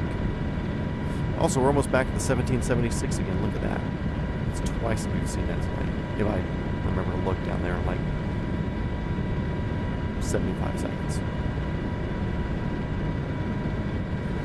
Also, the fuel burn rate of these big twin turbo cancers are the new BS. Turbo cancer? That sounds like something I would wish on somebody when I was in 5th grade. I hope your mom gets turbo cancer. Which now, thinking about it, it's man, that's a horrible thing to wish. But also, I think turbo can be a funny word, so... Cancer...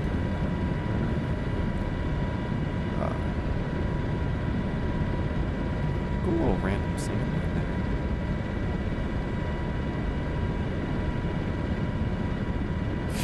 Also kind of excited to fly out of Dubai tomorrow. Or what next flight, whatever. Haven't quite picked the flight path I'm assuming we probably would want to go up to Saudi also. Or not Saudi, we would be in Saudi, but Abu Dhabi. Just to see it, because we're there. Might as well. It's a small detour, already kind of in the correct direction. I think it'd be worth the detour just to see it, see the F1 track, Ferrari World, the big mall, Burj Khalifa, that hotel that's like a 7-star hotel, whatever. Like, I think it'd be worth to see it, because we also, obviously, we're going to set down at the helipad at that hotel. Duh. But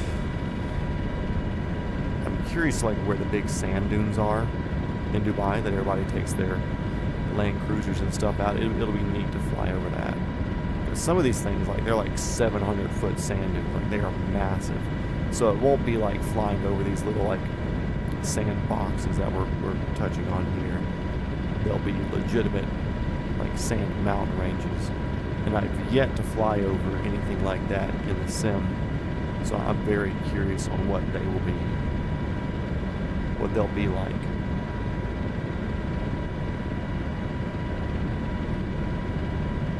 Oh.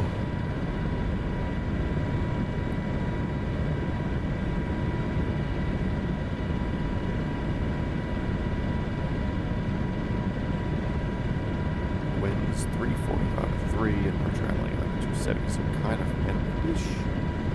But not really. Almost a great side wind. Whatever. We're still doing 170 over the ground, so.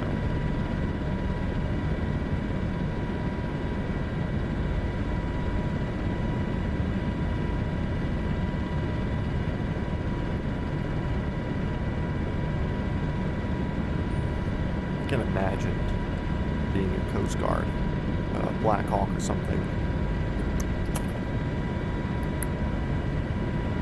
where you get a call and it's like a 1-hour flight over water, or a 2-hour flight over water to go out there and be on station for 45 minutes for a rescue, then have to do a 2-hour flight back, or a 1-hour flight to like another island or something.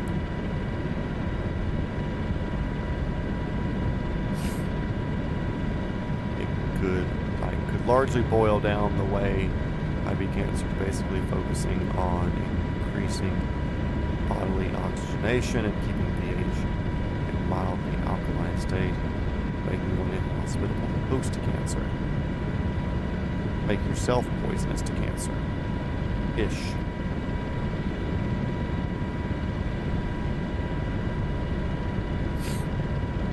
I mean, if it liked high oxygen level, I mean, it's the same thing, like you cut my air off, it's the equivalent of giving air to it, or whatever. And then poisoning my water, it's like, I wouldn't want to live there anymore either, so. Kill it off. How can we do that to people who are here? How can we make it undesirable to live here? That's the question. Does that same logic work with people? Also, let's see what it looks like behind us. Very bright. That's like a picturesque sort of thing. Black Hawk over sandy area. That's about as American as it gets right there. Military power in a foreign country and a sandbox that we don't belong in.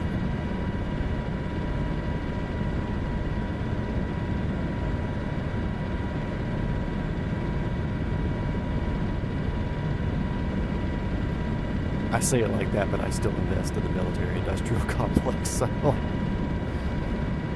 What do you want from me? I'm just a girl.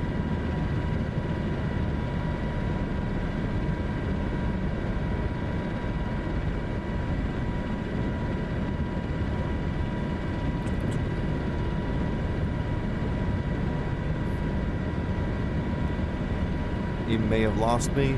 I'm 67 miles to the east of whatever our next little airport is. So looking. That's where I am. Can you tell?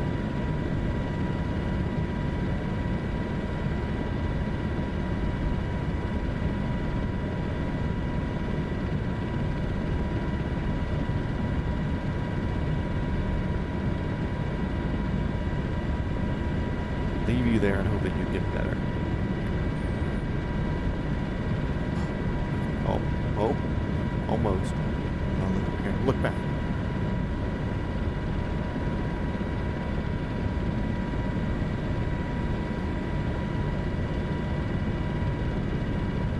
Another little town to buzz. Get ready for some freedom, boys.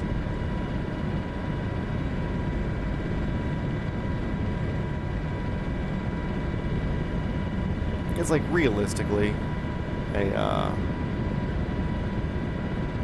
like an H125 or something like that, or an A-Star, or an MD 500, 530, preferably a 600N. I've got a thing for those. Obviously one of those would be like the smarter investment as a personal helicopter. Damn, would a Black Hawk be cool.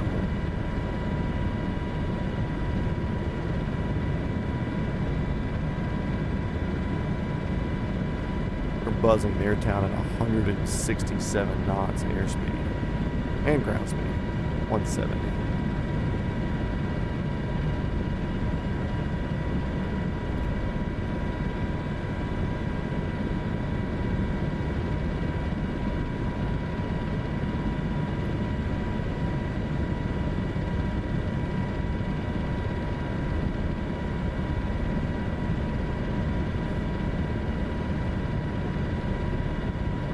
Bit ahead of me. Yeah.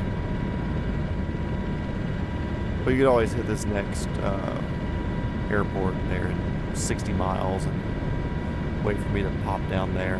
We can always catch up there. 7 people in here now. That's the biggest number for the night. Welcome, whoever you are.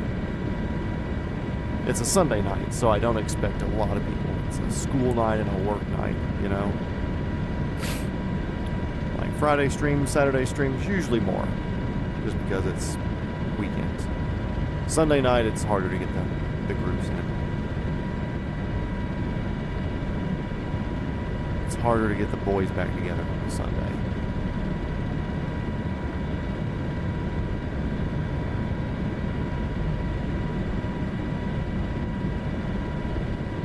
A 70-foot little hill back there. It's weird. Little random ripples. I enjoy flying over smaller stuff like that and watching my radar altimeter, which is this bad boy here. Watching that bump around for different hills and bumps and cliffs and lets me judge.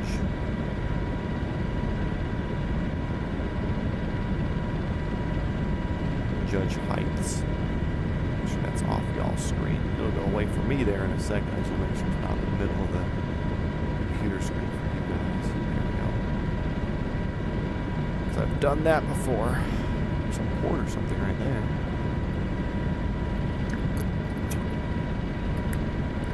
Yeah, wherever that rectangular port in the water there is, dude. That's where I'm north of right now.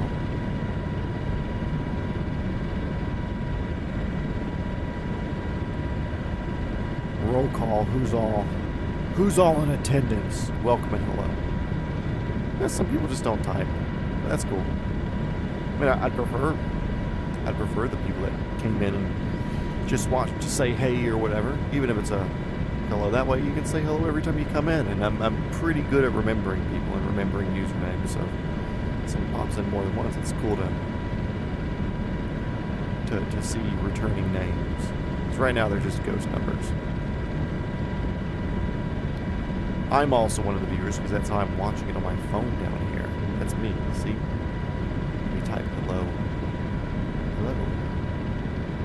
Oh, that just says hell. Hello. See, that's me.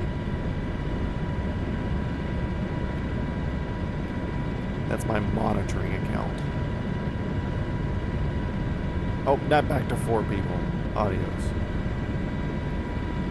I could have sworn that said hello, fellow fags.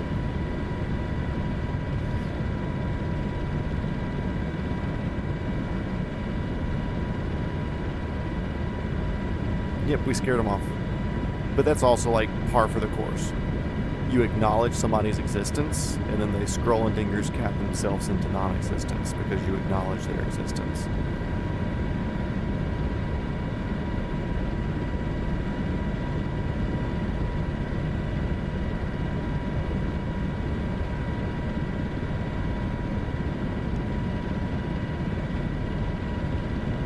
Regimentis Regularis. That's us. Yeah, they got scared. They got acknowledged. They got called out. Are you watching some dude fly VR helicopter? What? I don't want people to know I do that. Also, I love that I'm sitting here with my feet crossed. We're in trim enough. It's cool.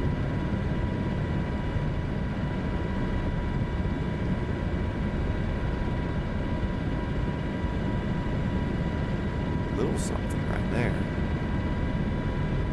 Just an artifact, or is that like a random building out here? I think it's a random building. Yep. Weird.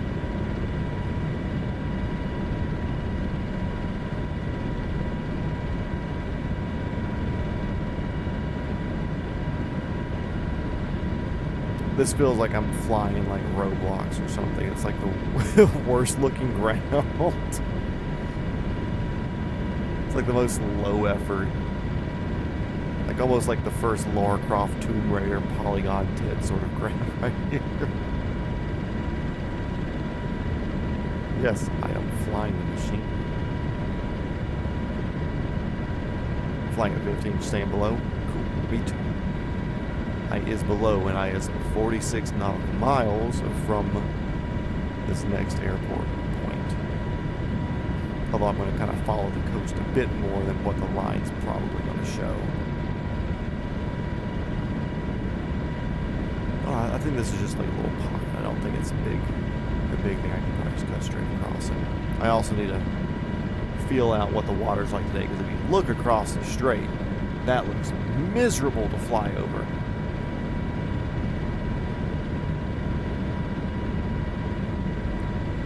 Right, although maybe it's clear up at altitude.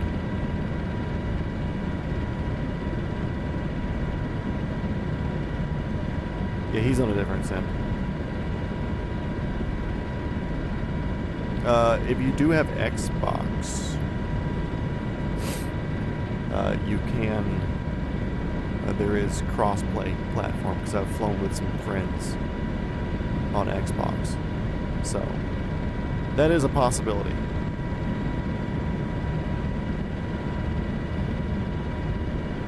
Of course, then you're limited to whatever Xbox things exist, but that's it's out there.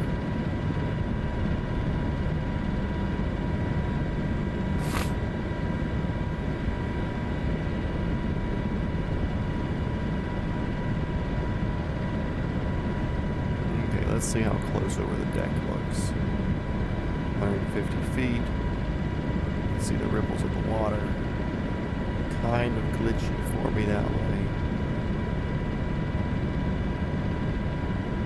No real shadow on the water. That's disconcerting, that shadow there. Because that's like a mess up in the elevation of the water to where it kind of is like a raised area, which is super hard to see. But when the horizon looks like that, and if it's just open water, it is annoying to fly over. Which y'all remember. Location check over whatever this river delta is. 40 miles west of, or east, or whatever the next airport is.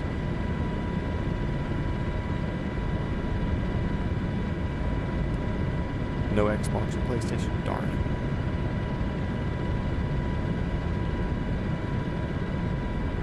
You have a Switch and a fried 1060. Oof. Have you tried committing Sudoku?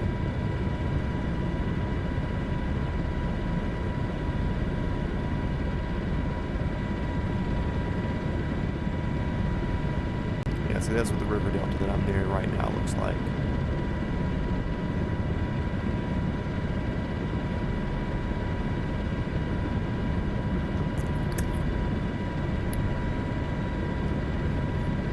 Also, as you're flying, feel free to take some screenshots and post those in the Discord, because I'm curious what yours looks like. You talking up the graphics on it is not hard to match the graphics of this area that we're in right now.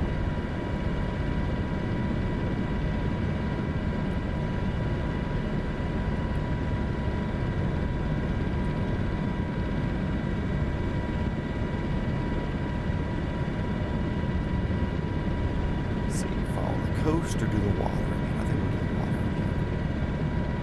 So I can see the other side, so it's not bad. And I'm pretty sure I can see Saudi over there because we're relatively close to Saudi. And there might just be a haze layer that I'm looking through. Oh, you've taken a few? Nice, cool. I'll post those later for sure.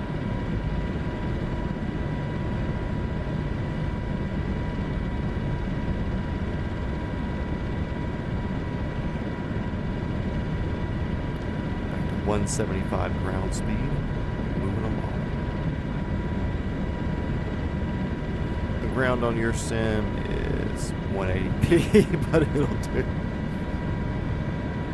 Hey, flying is flying.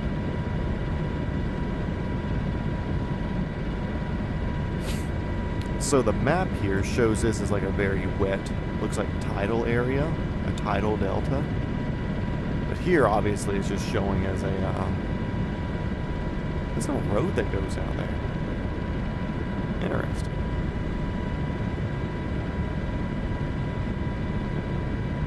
But this is showing this is just all water. So I'm curious if they have like a different satellite view of this area that was all water, like maybe during high tide or something. Or I don't think Flight Simulator has like an active tide system. I don't believe so.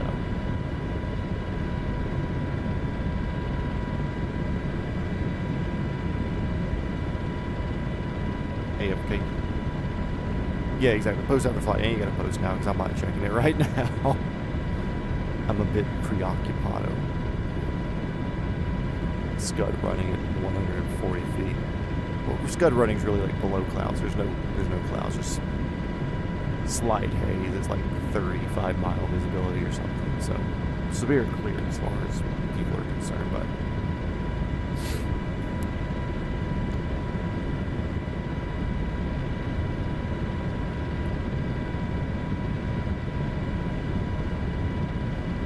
Slow down there. Not on my watch. Throwing the juice back in it.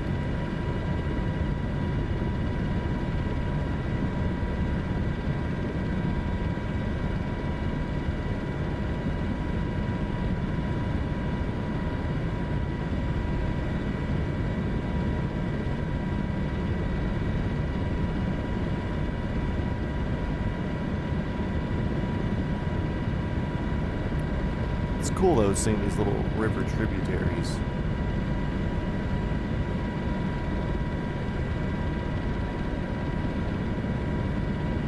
But I'm curious, like, are these like old rivers? Because they're not, obviously not active because they're not consistently feeding in. The desert's not wet north of it.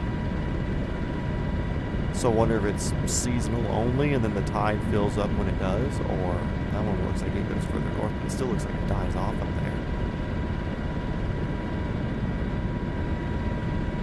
Are the spring-fed things closer to the coast here?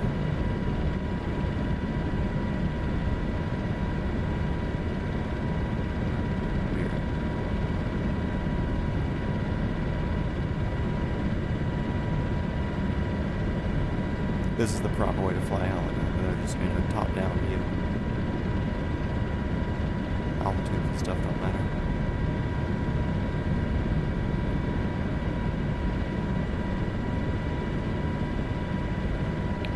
Oh my god, 6 viewers. There's extra people in here. Hurry, scare them away. Welcome, whoever you are. I believe we're in Iran currently. Getting close to our last little fuel stop before we cross over the southeastern area of the Strait of Hormuz.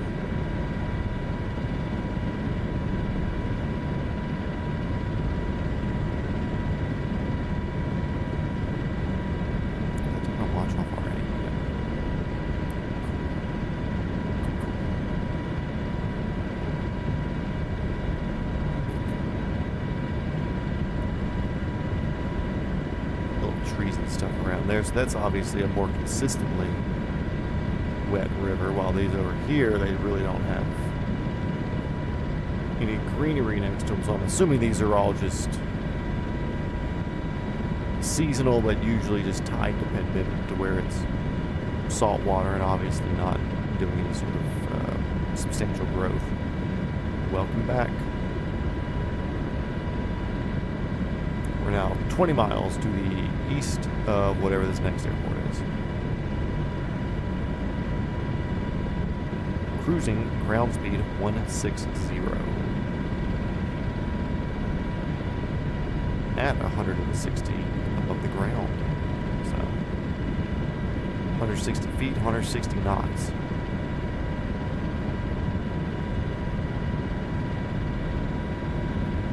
Definitely a little greener area here. Road coming up to from the south.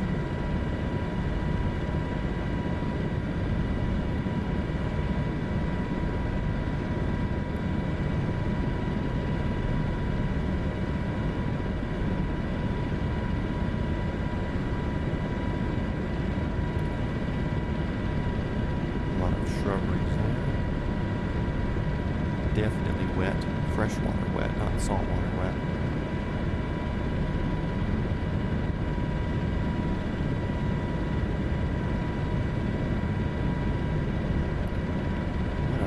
Boy, if there weren't trees to the right, this would be like the most boring sight to look at, just flying for hours like this. Don't get me wrong, we've had some pretty boring stretches. Australia was rough in some areas, but also beautiful in some areas.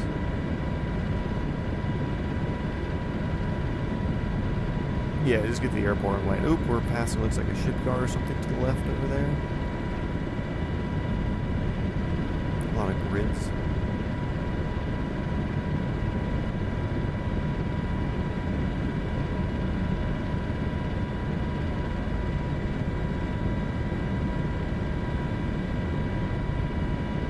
Oh, my friend who lives in Dubai, I believe, just checked his messages. He said, damn.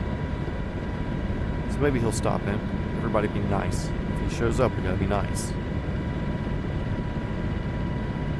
Yeah, all because of Tom. And now that we've gone through Australia, he doesn't come to the streams anymore. He says, alright, I have time to pop in, but he has to leave for work in a bit. No worries.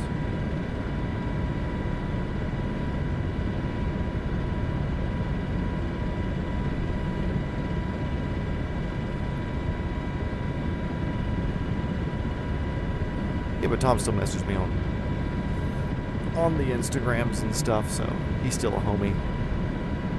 But he's busy doing things, so that's one thing. Like, I don't expect people to put down their life and come hang out in the stream. This is, like I said when I first started, this was a very personal project. Why wouldn't you think they're mean? Well, I don't know. You could be mean sometimes, probably.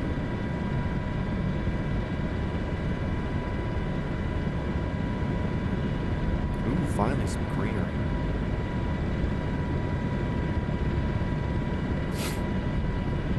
Definitely losing visibility though. Look at all that crap.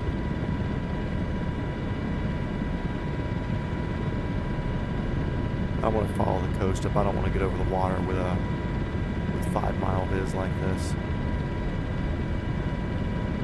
I mean, I could pop up high and see what it looks like, but I'd rather scud it down low and just follow the coastline.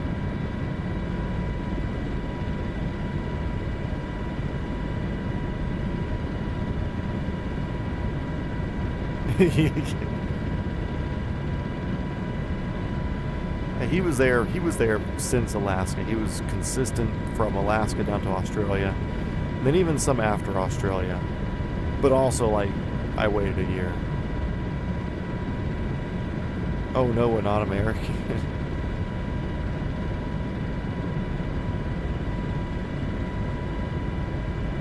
So like, it's also been a year. Situations change. He may have had a whole bunch more free time last year during the hours that I'm flying, being our evening here, you know, and And that can obviously change for people.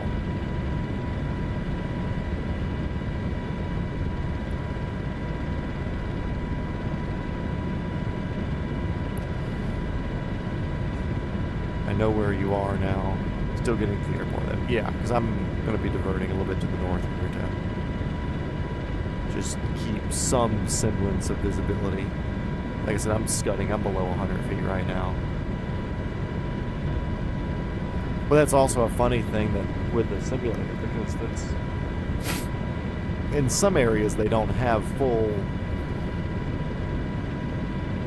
weather reporting, and you only get weather reporting around. Now I'm 10 miles from the airport. You only get weather reporting around the airports and not out in general areas. So when we were out there, obviously we had pretty good visibility the entire flight so far, but then we get here and it starts fogging up and hazing up and sanding up. So it's like, okay, cool, this is obviously that we're picking up on airport reporting, because we're going to, I think it's an international airport up here. Also, I see that you typed something, Valeska. Mrs. Write an entire paragraph. I'll check it in a bit. I'm scud running, and this is a lot less time to make critical reactions to inevitable flying errors. I'm only doing 144. I can go faster than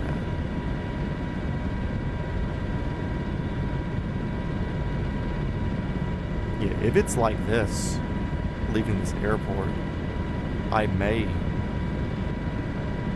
climb. I don't, like, look at that over the water there. You can barely see the horizon line. Let me get over here real quick so I'm not like, that's some colors like that right there. Unless you are straight like low-level IFR. The water rendered in a little bit there. That's not bad. But if the water smooths up while we're over the middle of the strait, boy, that would be a pest. I do not want to fly like that. I would much rather fly up and do IFR at some sort of altitude that's sane. Not looking for a reset here over the strait.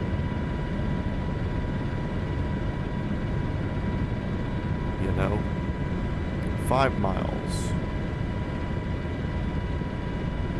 to the southwest.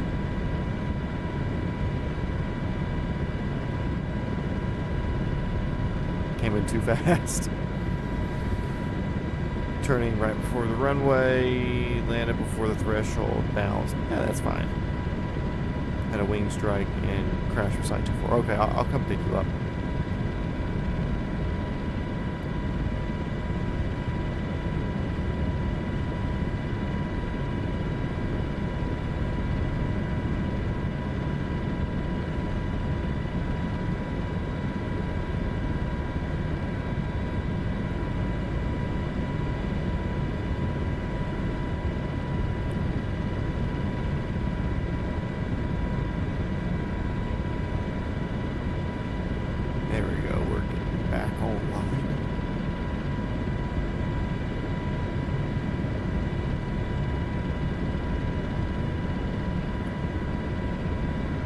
Oh, they have a replacement C-30? Okay, cool.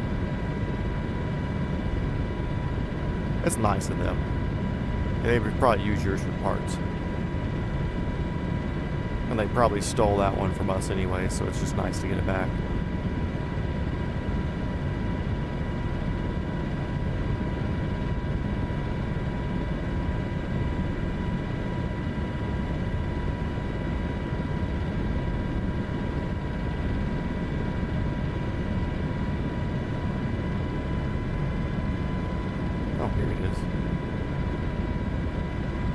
Hey, look, I see your old plane right there.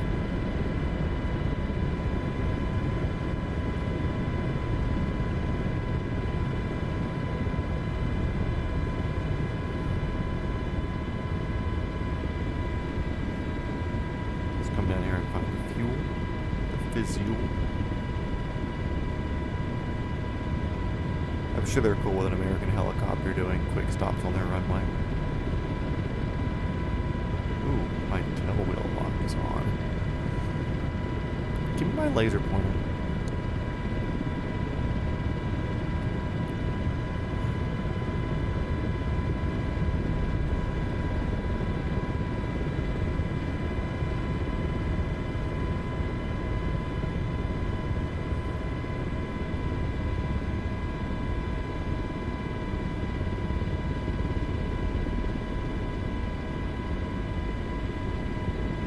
Clear of 2-4. I'll step off to the side so you can taxi back out, bud.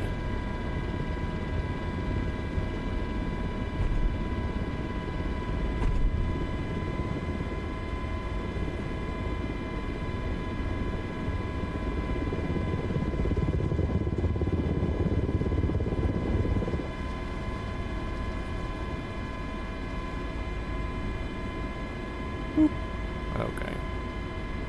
Let's see,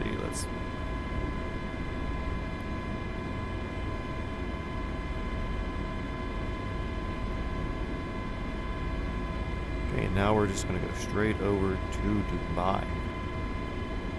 Direct to 134.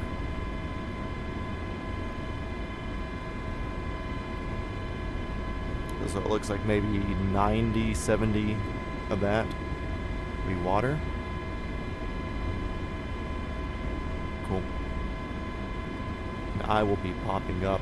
I'm going to be putting like 5,000 feet on this. So fuel. No, I'm on the helicopter station pad. That's definitely not the run-up pad.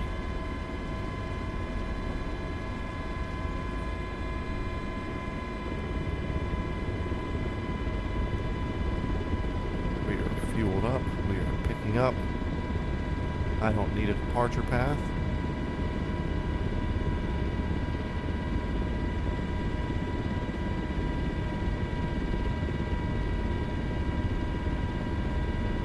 We are just going to be sending basically with a 258 heading. See, look at it. Look at this. Once we go over the water, it's dead air. There it is. That is pesky flying right there. We're going to get above this haze. You might have to deal with ATC. They're busy. Call back later.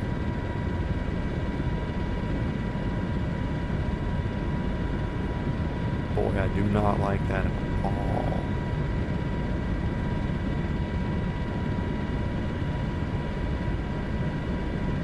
Still gotta climb. Still got speed. Still got heading. Still got climb. Still got speed. Still got heading.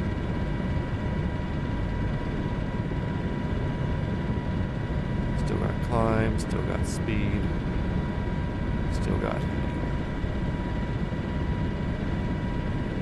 Not a fan.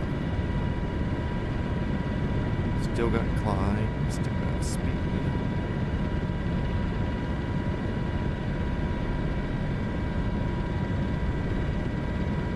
Climb is slowing, I don't like that.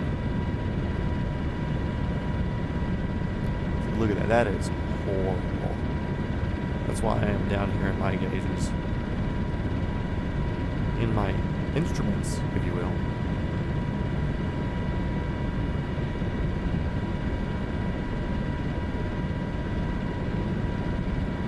This is the boring part of the stream for anybody curious. 2,000 feet climbing.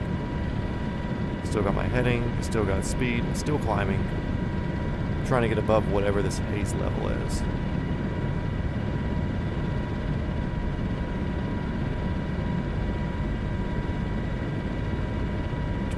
Climbing, still hazy. Although I have a horizon out there now. But I'm going to stay in my gauges because I want to be able to monitor airspeed and climb at the same time. Even though I can kind of confirm horizon out there, it's so faint.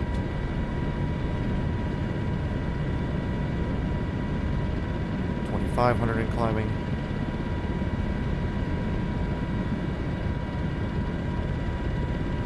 So yeah, if you're typing messages and sending me well wishes, much appreciated. Can't book right now. Busy. Okay, cool. Yep, we're definitely getting above the haze now. You can see the mountains over to our right. Lost a little airspeed there, messing about. Suboptimal, but still good. And you can see the haze is, using my finger to point, you can see the haze dying off over there because we're outside of the airport's influence of what their weather's saying, which is funny.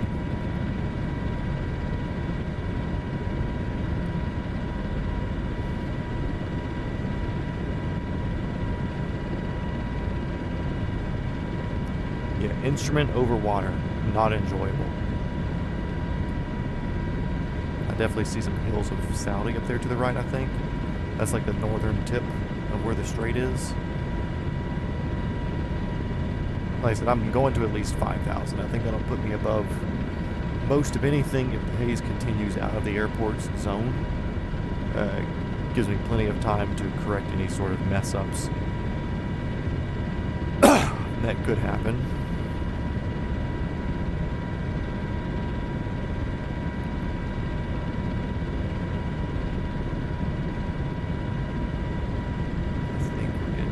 To start leaning into her again.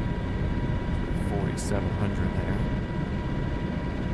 Start adding some speed, killing the climb, the vertical speed.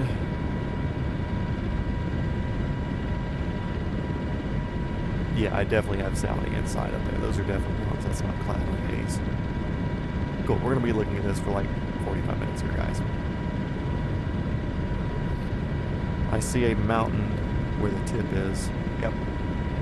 That would be over there.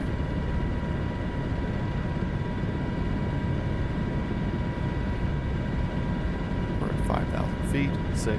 Love it. Start working on leveling off enough. And really, I don't want to get lower. Higher, I'm cool with. Lower, not cool with. And I'm chasing the speed.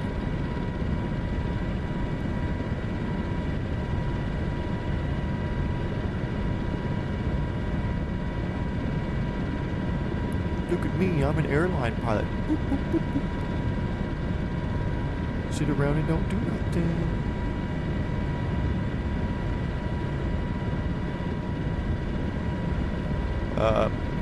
Gigab. Yep. Gigabyte. That's where I'm at. I'm at Gigabyte, heading of 258, ground speed 145 currently, 5,000 feet. Or 5.5 climbing. Working on leveling and trying to get more speed out of it.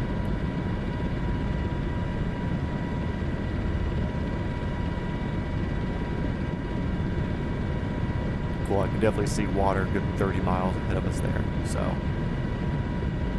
I'm not excited about over water, but I am excited that I can see the water 35 miles from us, which means clear. Which means we're getting out of the haze that was the influence of that airport's weather reporting. See back there? Disgusting. See up there? Less disgusting.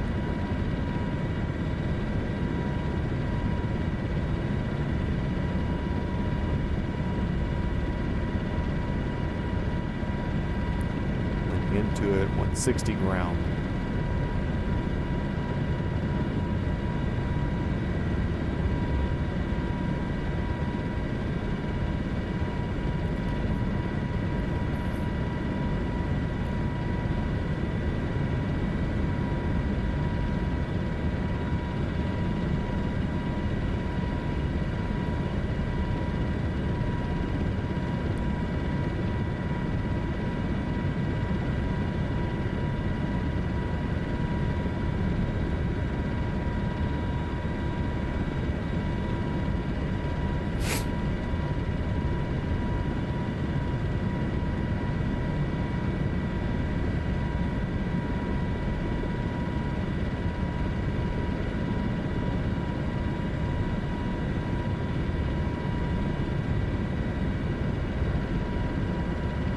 You can even see the line of clouds down there below us in the haze layer.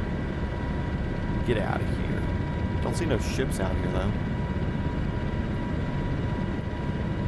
Don't see no blockade. Don't see nobody trying to sneak through.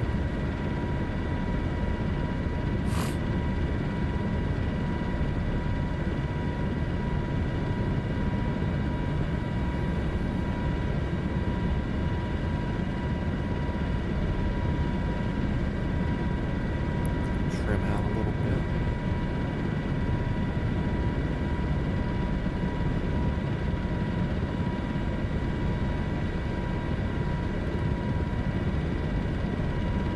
How come, like, the entire time that we were flying before, when there was, like, stuff to look at, it was just the regulars. But as soon as we are over water, when there's nothing... Sean, adios. But as soon as we're over water, the viewer numbers start going up. Hey guys, welcome to the boring part of the stream. We're over the Strait of Hormuz.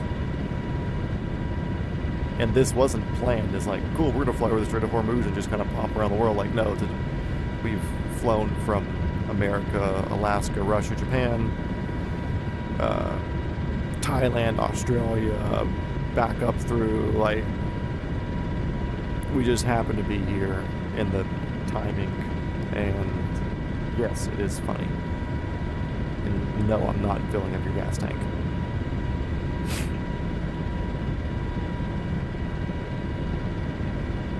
Normal people like water crossings, I guess. I'm gonna need y'all to have that same energy in a month or two, and we're going over the England to Iceland to Greenland to Canada jumps, which we may have to have a boring selection of helicopters on those days. I say that because the 225 was my go-to water crossing helicopter, just because it had the distance it could do it. But that thing is so glitchy right now that unless they fix that in time, which I doubt, that it may not be a viable option. You got some real altitude there for a second. We can start chilling that out a wee bit. That's what I get for not paying attention.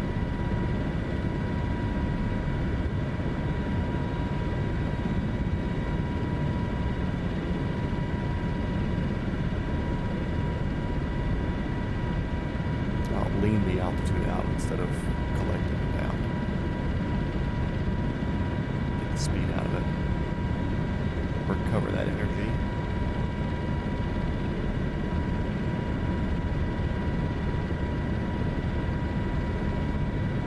Conversation sometimes compensates for the boring times. Yeah, during the water crossings, the conversations are kind of the saving grace. Also, I just got lost there for a second. I had tilted down enough when I looked up, I didn't see the mountains up there on the horizon, and I had to lock back into the instruments real quick.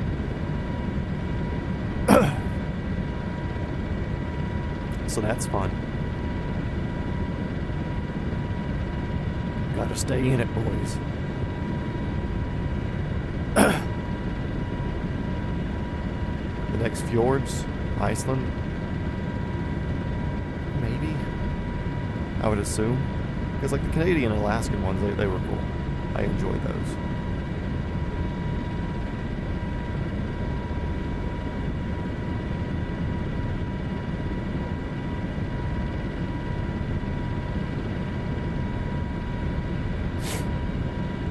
But like Scandinavia would be cool to go fly around and check out, but I think it's going to be a very repetitive landscape with no advantage as far as us getting around the world.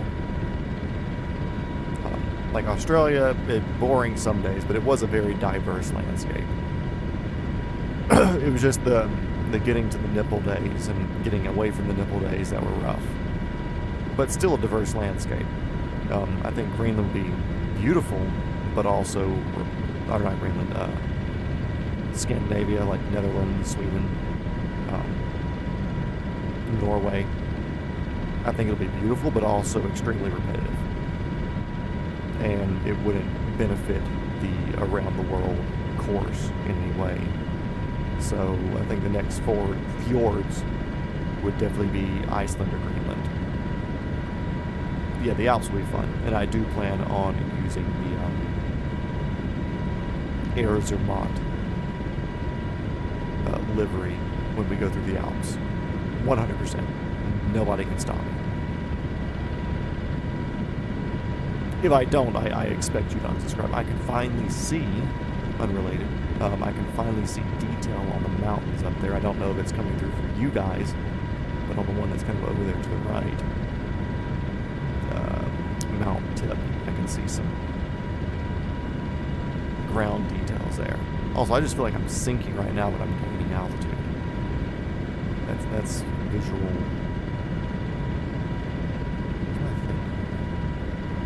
I did not click on it.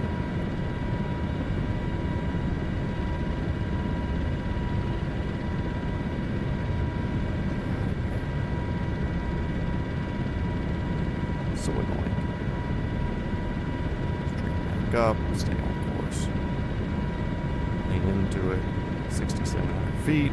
150 across the water. Yeah, Mediterranean will be a big... Yeah, Greece and Balkans, cool area. I'm looking forward to that. That's why I didn't want to go through Israel and all that crap, because I would definitely have my channel banned.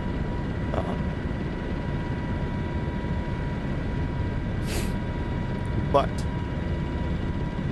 I'm okay doing a Mediterranean water crossing for a couple of hours, because that will be a long one. That won't be something short like this one where we can get the altitude and see the other side. That will be a sit down and lock in sort of day for that one. With that said, though, I look forward to that because Greece, Italy, the Balkan states, it's all beautiful, beautiful area, beautiful geography. Lakes, rivers, mountains, towns, roads, amazing area. And I look forward to that. So that was part of my reason for planning that direction also.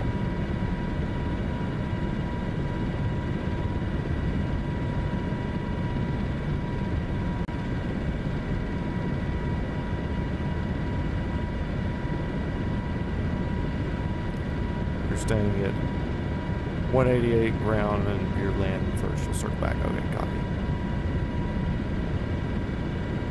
Yeah, 152 ground. And it's hard to not have some sort of controls where I could like center it and trim it and set it, you know.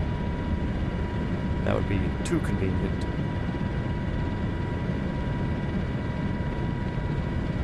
Because like here, it just feels like I'm floating. Like I do not feel movement. I see that cloud in front of us, but I don't feel movement.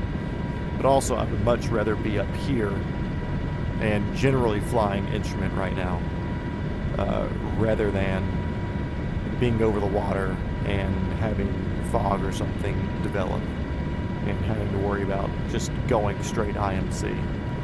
I'd rather be instrument and kind of not IMC.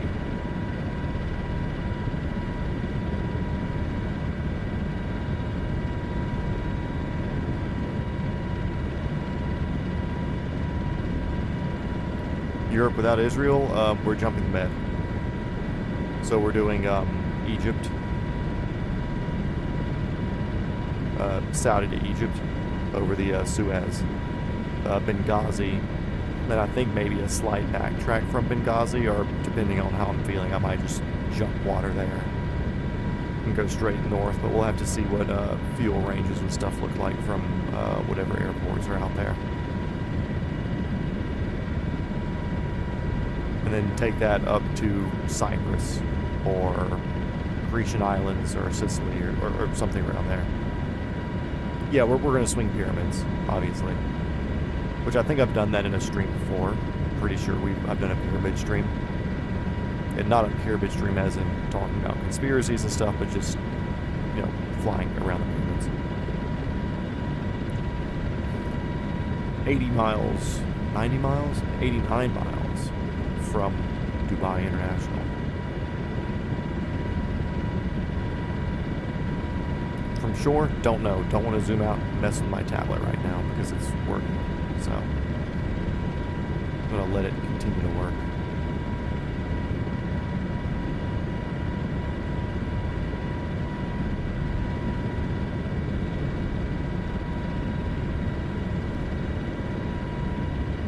Yeah, going through northern Egypt, crossing over, like I said, getting up to Benghazi, which is kind of on the northern coast up there in Morocco, I believe.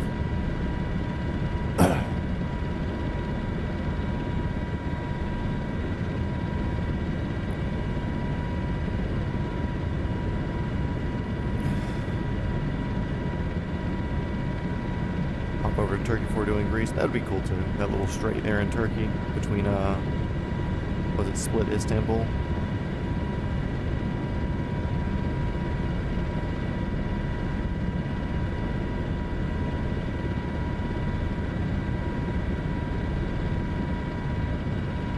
Either way, I want to do Benghazi just because, like, military helicopter flying going into where the Benghazi attacks and everything were. That was something I was planning since day one. Since when I came up with a dumb idea to do this series, I was like, I'm going to stop by Benghazi because I kind of generally drew a line of where I wanted to go. No, stay south of Istanbul. Gotcha. I'm not 100% of my Turkey geography, so.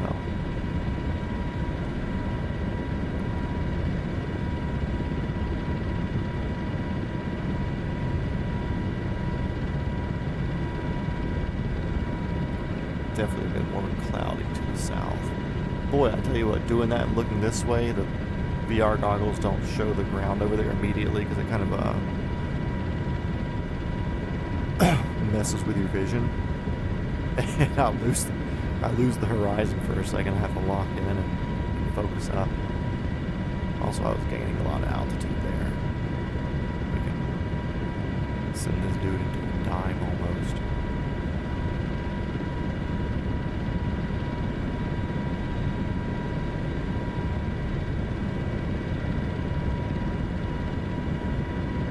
Yeah, it should be fun. The hard part will just be using the tablet and figuring out where the locations are and getting those marked and knowing what they look like. So I'll pre-scout it before the stream, just that way I know what it looks like in the sim, and then we're not trying to guess.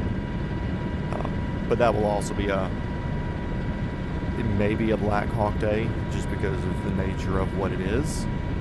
But also if the 225 isn't working and the Black Hawk has a better range set up for us to do a Mediterranean crossing, one of the rules of the stream is don't use the same helicopter twice in a row. So we may do something else like the Huey or the Little Bird. Little Bird might be appropriate for that. I don't know. We'll figure it out.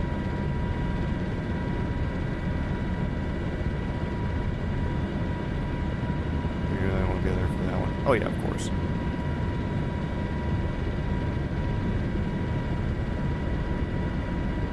Should be soon.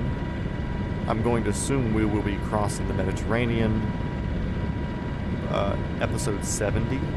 Today's episode 62.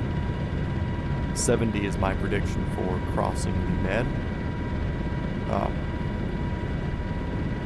I think Egypt is 3 days away, or 3 streams away. We'll end in Cairo in 3 streams. So 3 full days of flying, and then the next day would be pyramids or whatever. That's my prediction. Also, I get sleepy sometimes, so I may not want to do all of that. So 2 months. Hey, watch your mouth. Like I said, this is lock-in month.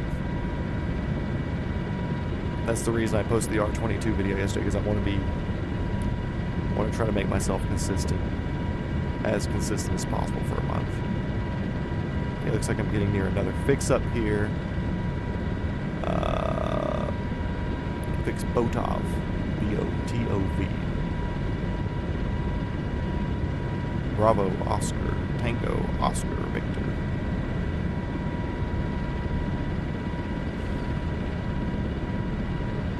Yeah, it has been about a year of this. And I was consistent for like 2 to 3 months, where it was like 3 to 4 times a week that we were streaming. And then life and work and everything, where it just still did one every once in a while. It just was not in my schedule and sanity to keep doing it. Plus, obviously, doing this, putting this on my face and doing it. It's definitely not a strain. It's not hard. It's a strain to want to do this consistently, especially hopping in VR and doing it, because it just messes with your brain.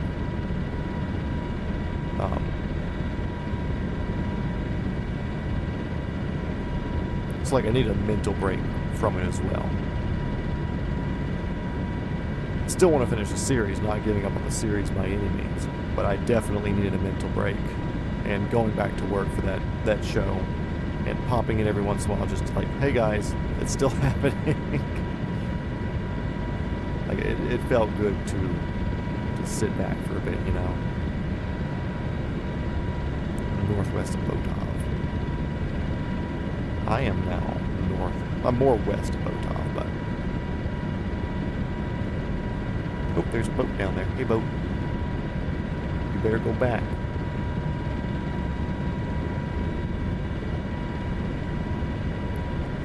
Now that I'm very within range of the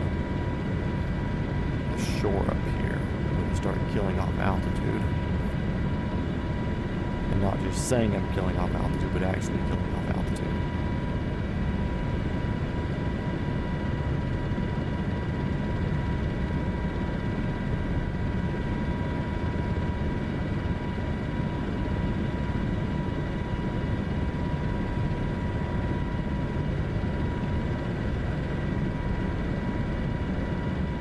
Dude's been holding his hand like that this entire flight.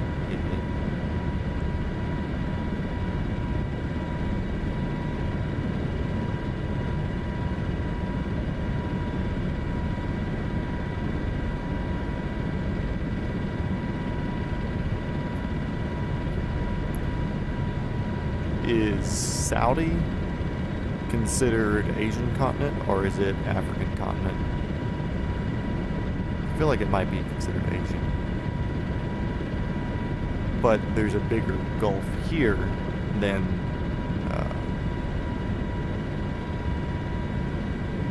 the Suez.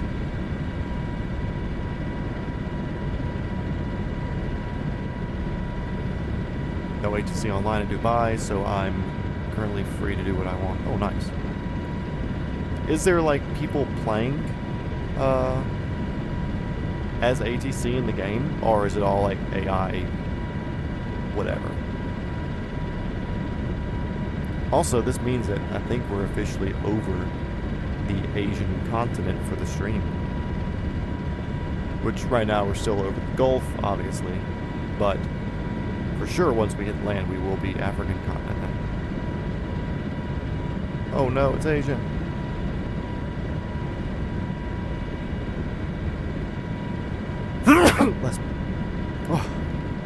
So you're saying once we hit Egypt, we will be obviously African continent at that point, so this is still considered Asian. Darn it. It's all real people. That's cool. Is that a free app or a paid app?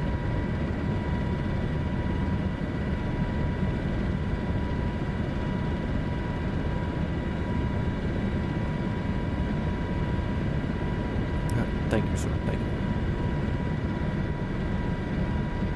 65 nautical miles till Dubai. Shore is definitely in sight. 4,100 feet and descending. Ground speed 164, heading 255-ish. 257-ish. Free unless you're in Europe. Yeah, screw those.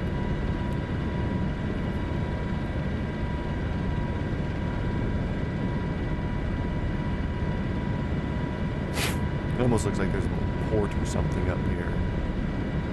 The shoreline's kind of twinkling at me like there might be some thinner structures or docks or whatever. But multiplayer and all planes is $10 a month. It's not bad to be able to do all that stuff, and if you're saying it's as involved as it is,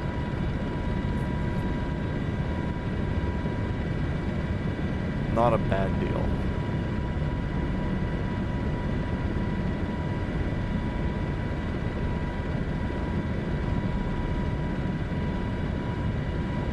I'm heading for whatever these sparklies are ahead of me. Like I said, it looks like some sort of port or something like that, I would assume, or some sort of artificial harboring. Oh, that's nice to actually be able to see the difference in that moving faster than the background because I'm that close. Oh. Water crossings necessary, but they suck. They suck.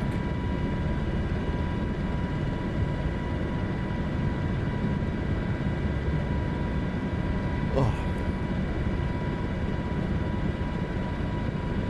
I can see ripples in the water below us. That's nice. Good visual. Still at 2,100 feet, descending 160 across the water. Slight headwind.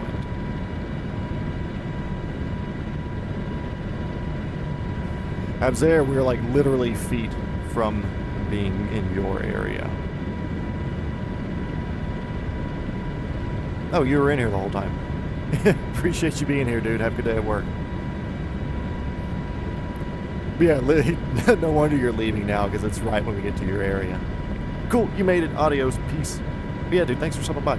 Much obliged. Much appreciated.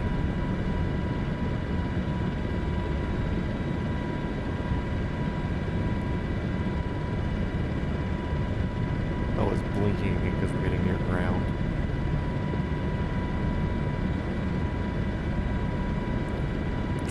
Feet descending. I should be picking up radar altimeter here soon.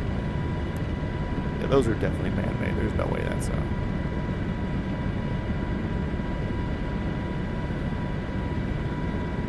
cool. Turn on your targeting computer. No, we're flying manual.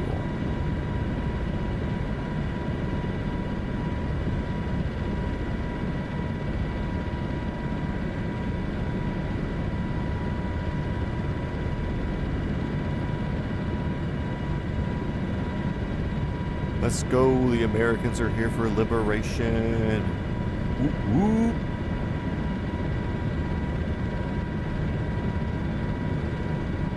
Screaming in at 165 over the ground. 500. $5 won't even get me out your parking lot.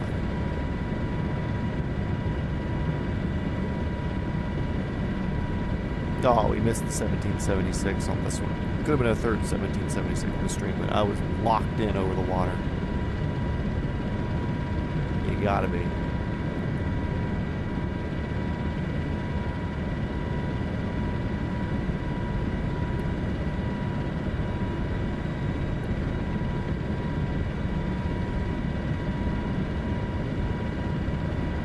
Now we get a little mountain flying.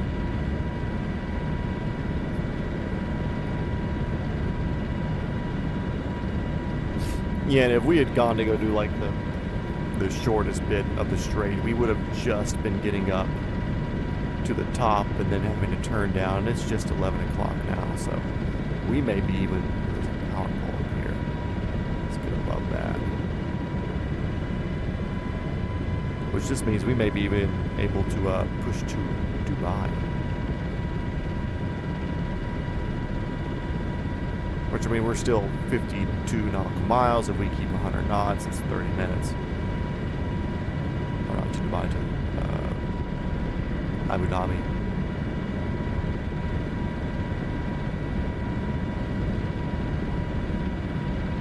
Full collective right there. I'm just letting it do its thing.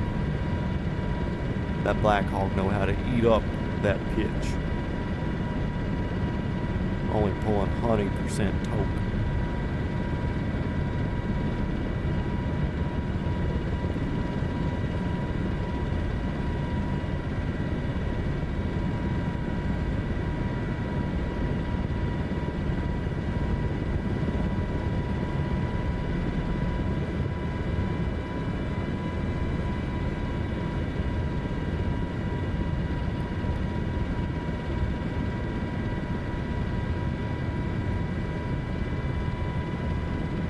need mountains like this in my backyard.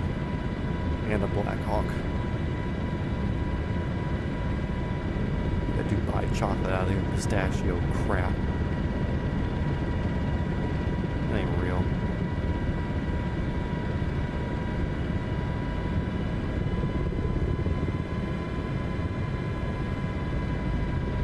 Just north of Lagley Fix through the mountains.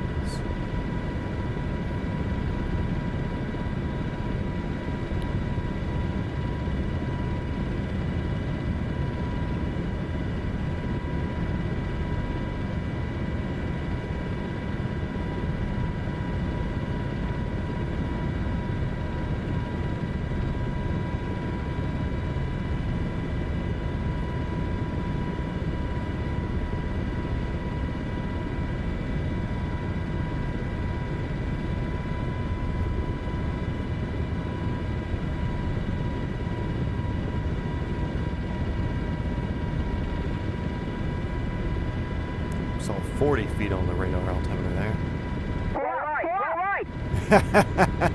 Shut up. Got you on that one, lady. You have a girl voice.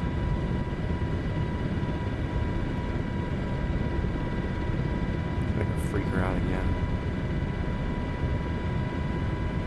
Pull up!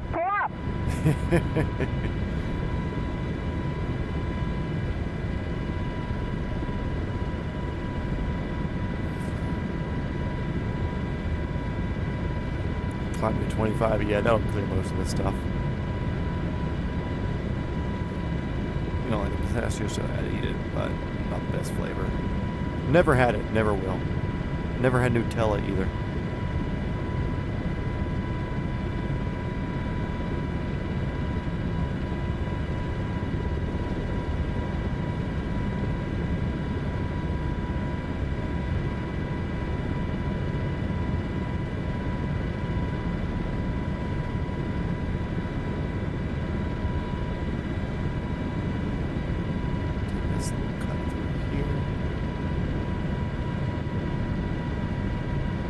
Is the monastery or whatever that is. It's a building up here. Hey, trees, little town, very cool. Big fan. That's me, the helicopter, the big fan. I literally am a big fan.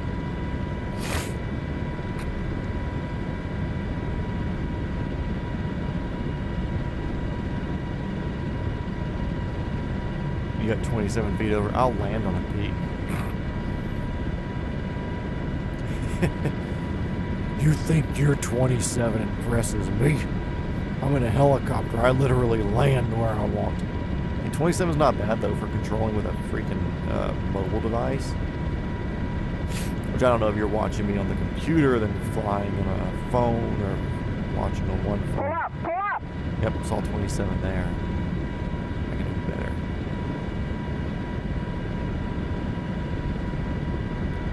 I'm doing this with the realization that if I screw this, I'm doing a water crossing again. Pull up!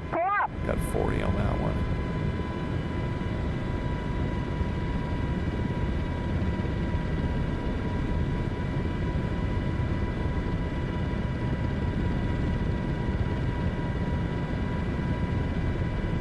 Pull up! 10. Got 10 on that one. You can land on a peak too. Would you be able to get back off?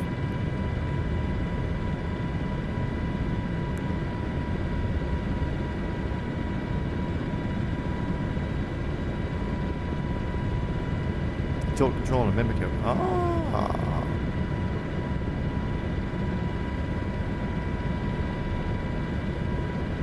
With that, I'm wondering if it, did you? I know you said you were looking at getting a 3D printer or using one with a school or something. Right. I wonder if you could 3D print a yoke that has a phone mount with it.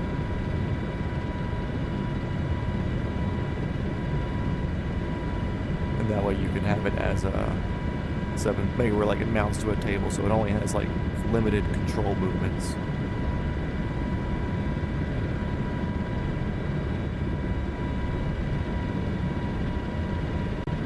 There we go, that was some fun flying right there.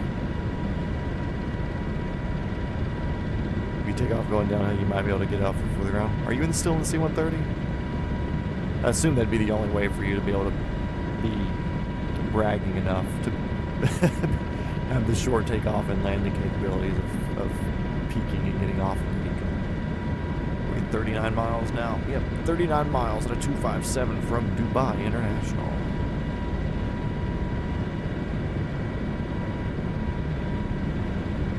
Hopefully my passengers back there are throwing up. Yep, still C-130. They went out of corner. Hey, if it works, it works.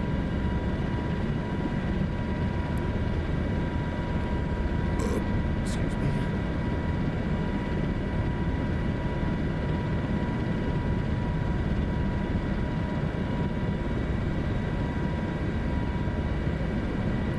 So tower, I'm gonna aim for that. Just because I know I'm safe if I go over it. I don't see anything else right now. I'm assuming it's a just a tower. Just a tower. Hey, we haven't even touched your 5G. You okay?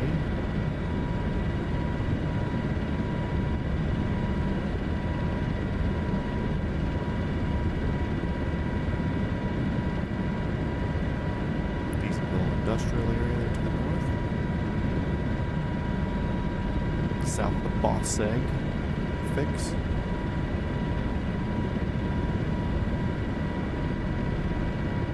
Some mountains over to my south. Not worried about those.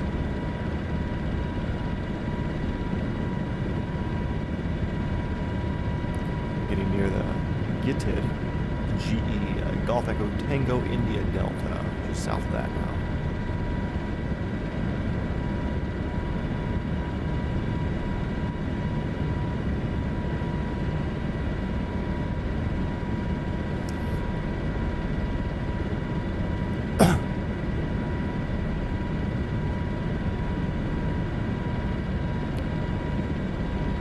Technology's gotten so cool where you can use your phone for stuff like that.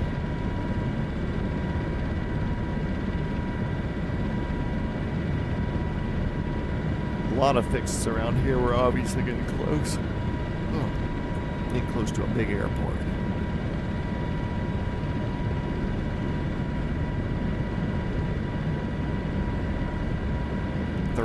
Miles. We're cruising 170, 80 across the ground. There we go.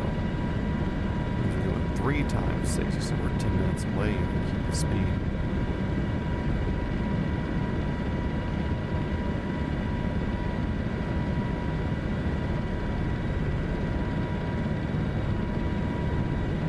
I'm so casually flying my left hand right now. Got my right hand on my hip and barely even touching the pedals.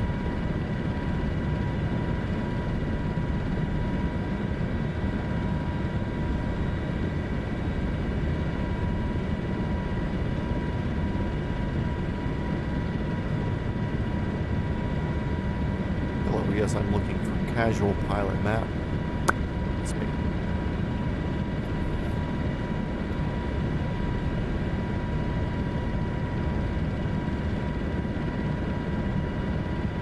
Yeah, I saw the video, the dash cam video from that truck. Which, wild that I haven't seen exterior video, but I saw the dash cam video. Is the truck guy okay?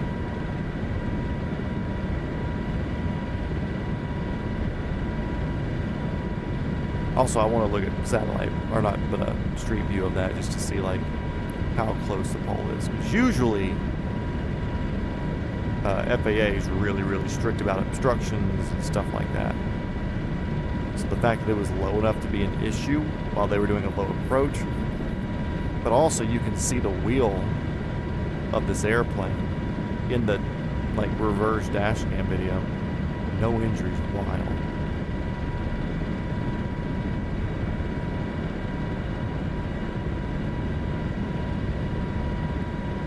I assume the plane was probably okay too, because they were right there. Or do they throw a go around immediately when they heard a noise? I'm sure the ATC will be out soon. I'll get to hear it. VAS Aviation's not going to miss getting that thing posted soon.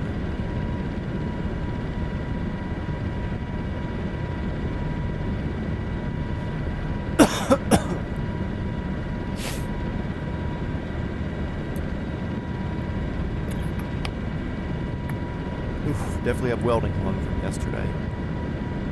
Not a fan.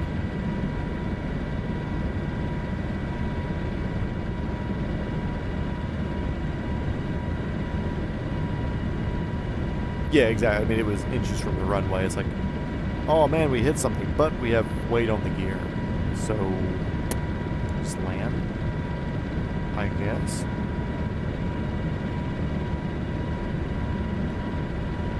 Yeah, I'm very interested to see more pictures and stuff of that. Since that was like right before we streamed too. I mean, that was like, what, 5 o'clock or something like that? I was busy taking a nap, so I wasn't awake during all that.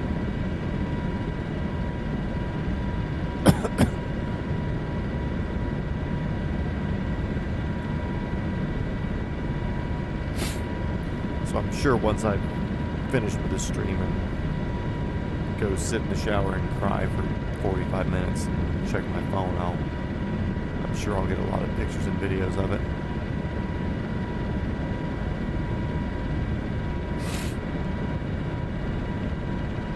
Today is Sunday, right? Yeah. Wow. Long day, up since 7.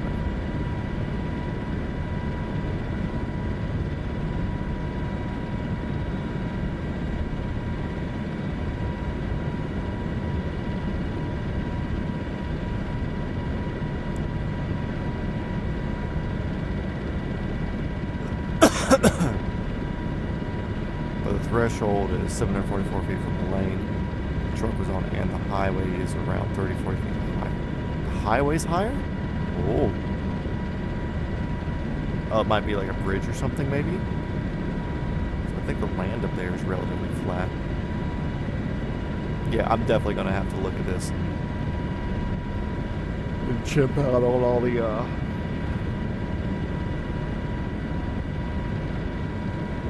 maps and street views and everything. Or after we land.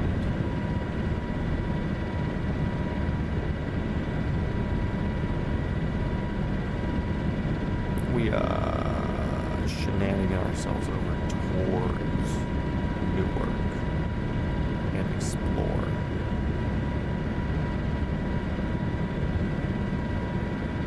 Oh yeah, and with you dealing with ground transport stuff up in that area, Valeska, without giving away too much, yeah, I know you'd have a field day with all of that happening. 15 miles from the airport.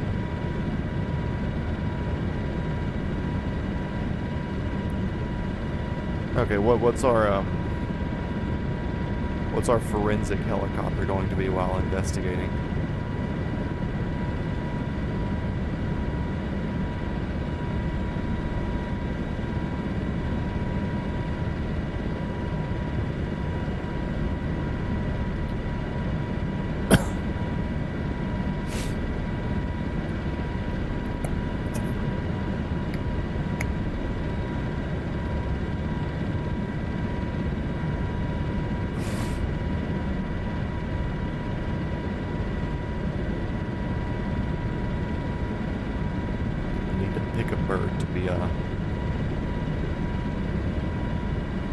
There's a airport right there that's not the airport that we're going to. That's one of them.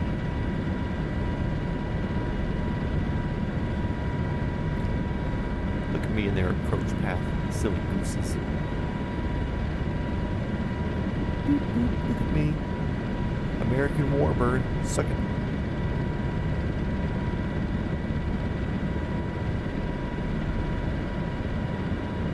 .29, not 26. Hey, close enough. If you have a runway 26 and a 29 at an airport, and they like intersect each other, it's basically the same thing. It's just a parking lot. Hey, look at that. You see that? That's Burj Khalifa. Wiz Khalifa's building cousin. Related by marriage, not by blood.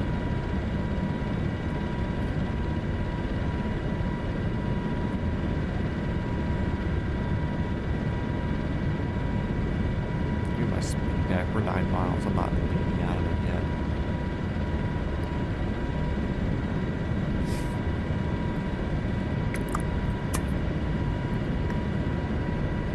Actually, screw it. We're going to go circle the Burj and then land at International. We're not doing Abu Dhabi, but we will go check out Newark. Hopefully be out of here by midnight.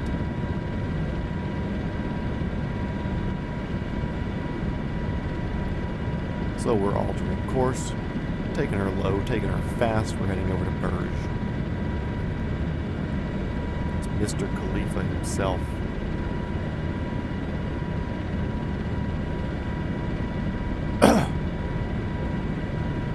To land before you, since you have to use a runway.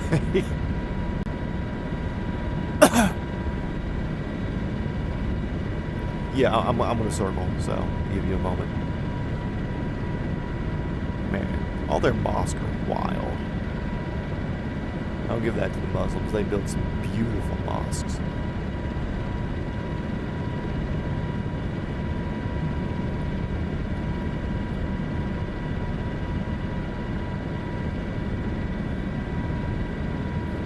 Dubai International Helicopter 420 Foxtrot Whiskey. 5 miles to the east-northeast. We will be crossing midfield, heading to circle the Burj, then we're coming into landing. Dubai.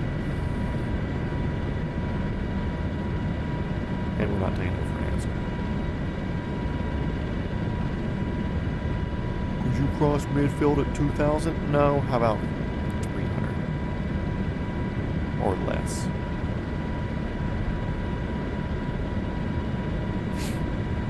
I want to say some of the, with like the Middle East update, they have hell, we can do some of like the, a lot of helipads over there, but like points of interest, they'll have some of the mosques and stuff like that marked on points of interest because they went through and did like a full model of them. Cranes, nice. I don't know if I've seen cranes before. Have we seen cranes before, guys? Or is this our first time seeing those cranes? I don't remember seeing them. Maybe in Australia?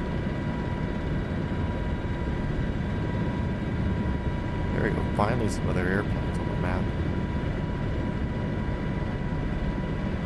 It's weird that it's not showing me their names, though. Usually it'll pop up and show like EMI, whatever. It's like an Emirates flight or something. Well, I'm gonna get rid of the tablet.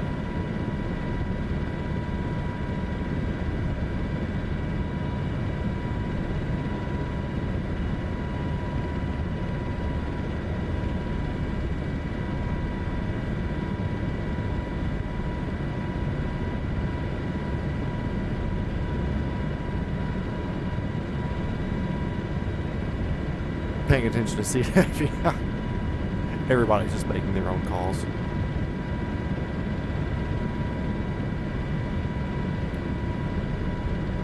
What I do need to do is figure out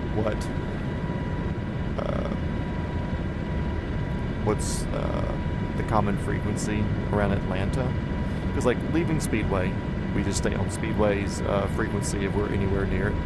If I'm going down over Griffin, I swap to Griffin, and like you kind of jump airport frequencies as you go.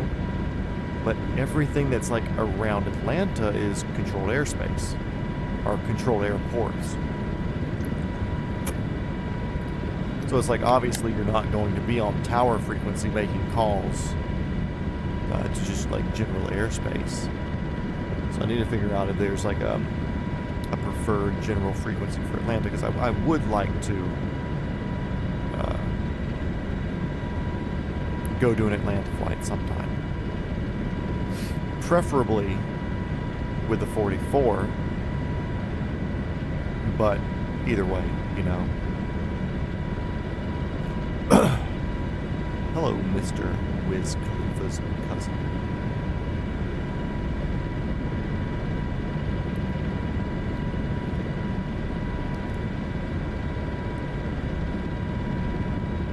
And Zamal.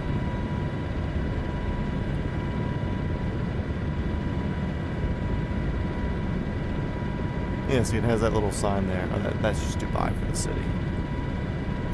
But they'll have points of interest marked for the Burj and stuff. And different mosques and whatever. What do you think? Should we go hit the helipad hotel over there also while we're kind of doing this, or just go land and hit the helipad hotel on the way out? I think maybe I'd drop y'all off at the hotel and go land at Dubai.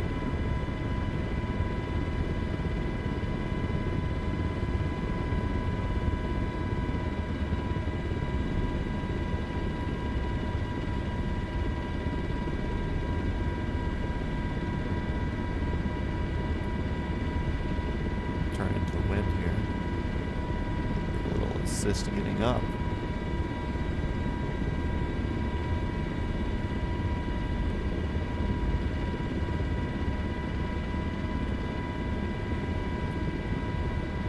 Hello, Burgie. A wild building.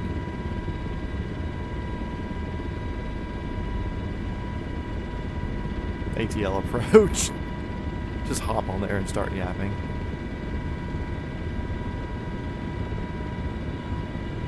Cool, we're gonna go hit the 7-star hotel, drop you guys off, and then next stream we'll just pick everybody back up again.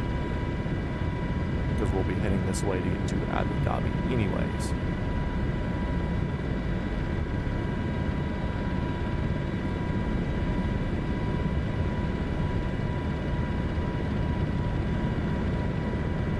I'm pretty sure this hotel caught a drone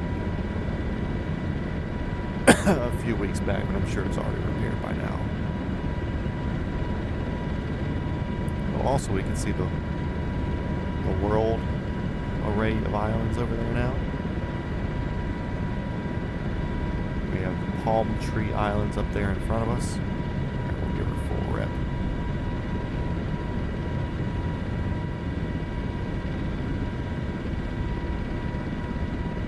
You gotta love having horsepower to just climb up like that. At least in a helicopter, you know.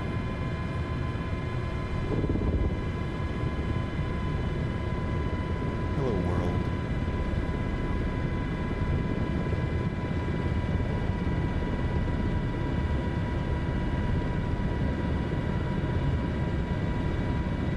Okay, y'all, get your bags ready. I'm dropping you off, and I'm gonna hop off at the airport. And then we'll teleport ourselves over to Newark real quick.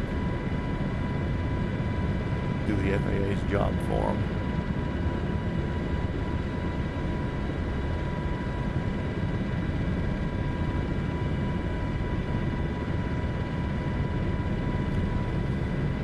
Since we're getting up here, we can unlock the hotel wheel. Oh, we never locked it back. Whoopsie.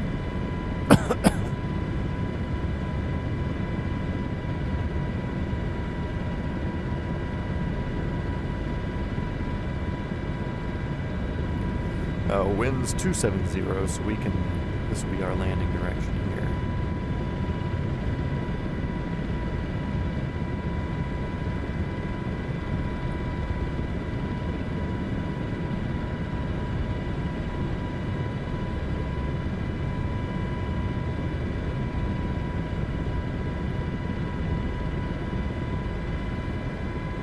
I love doing an approach at 120 knots, like it's no big deal.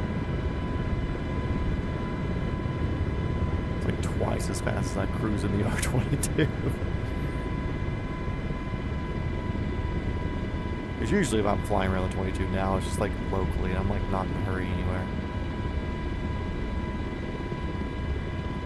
Okay, winds are at 278, so we'll turn into those a little bit.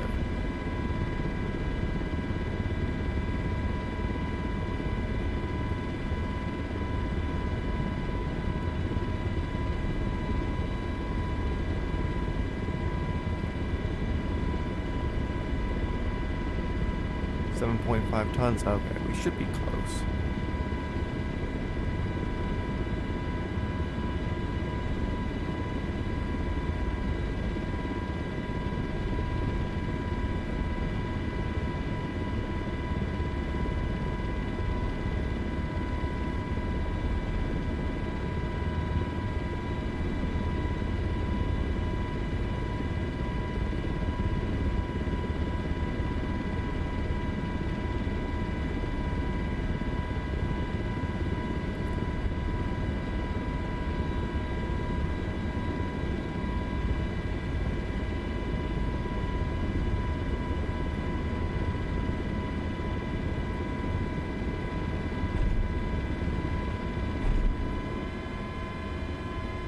like, oh, let's see how centered we are. Hey, not bad. I didn't know how long our tail was going to be up here, so I'm happy that we kept it on. Get your bags and get out. Okay, let's go park this thing over at the International.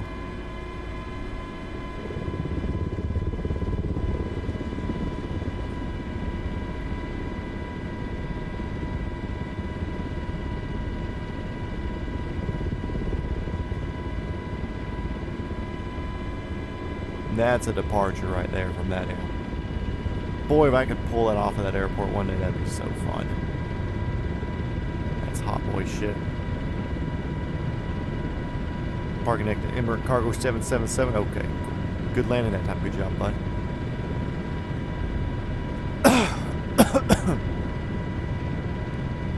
Cool, I'm 3 minutes away. Thanks for keeping up. Or for me keeping up. For slowing down. Thanks for buddying with part or whatever. Thanks for flying with.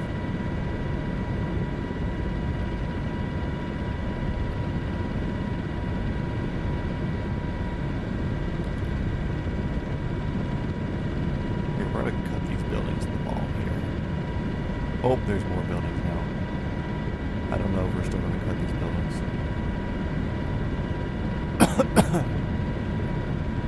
Here we go, 190 across the ground. That's what I like to see.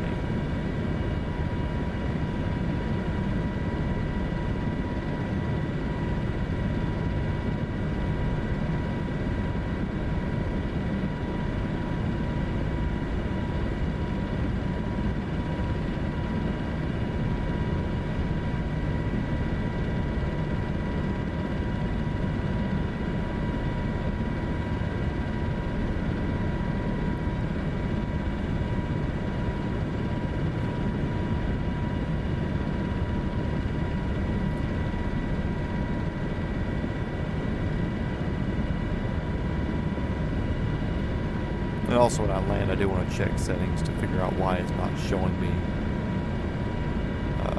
plane names. Because I kind of like seeing like what's around me, especially if it's somebody else flying.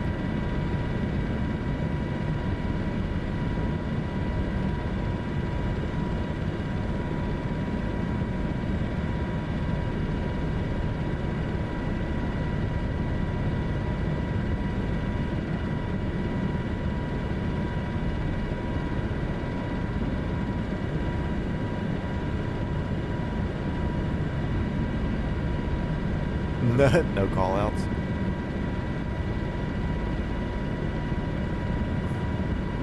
Who does he think he is? Does it give you like prompts for call outs, or is it actually like voice to voice?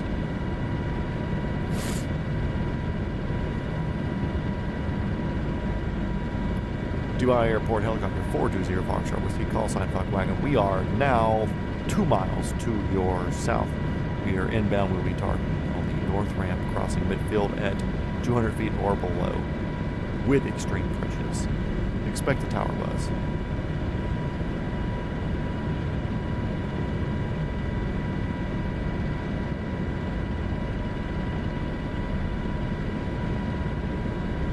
It prompts out.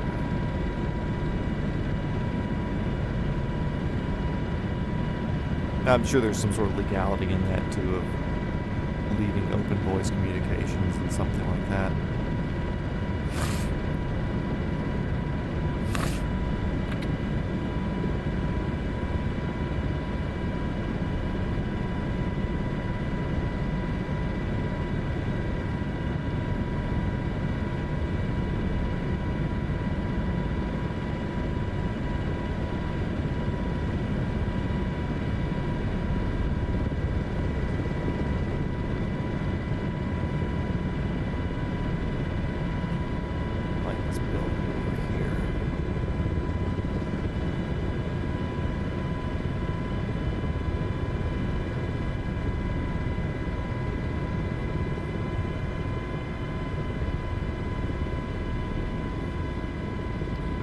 Correct FBO for me.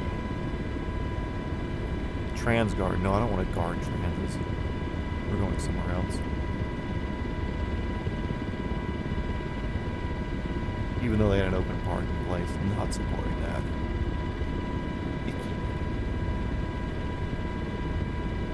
Yeah, definitely losing frame rate here somewhere. Cool, we're gonna blow these little planes out of the way.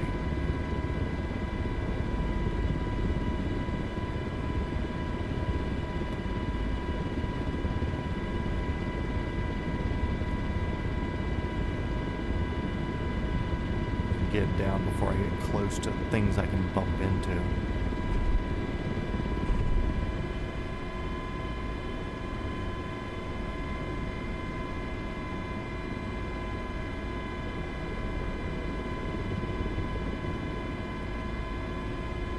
Okay, y'all are already at your...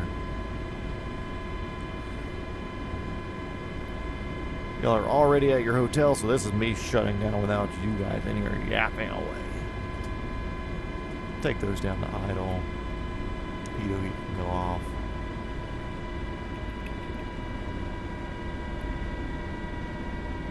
It's going to cool down for a second. That's off, that's off, that's off. We left lights off ever since we were over Iran. No big deal.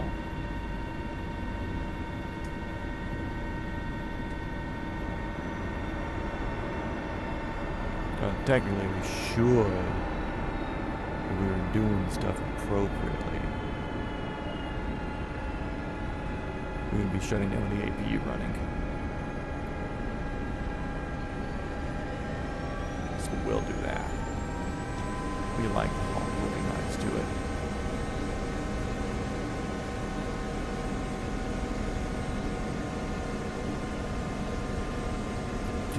G's down, cool. Temperature's good, pressure's down because it's still spinning.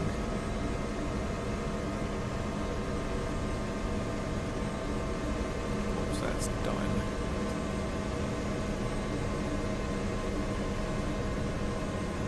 Clean up all this.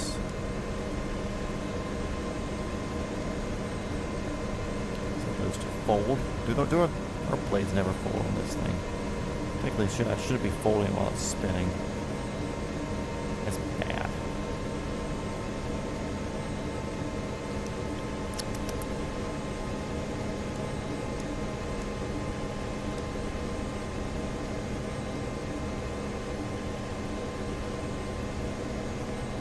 Screen's off. I'll leave mine on.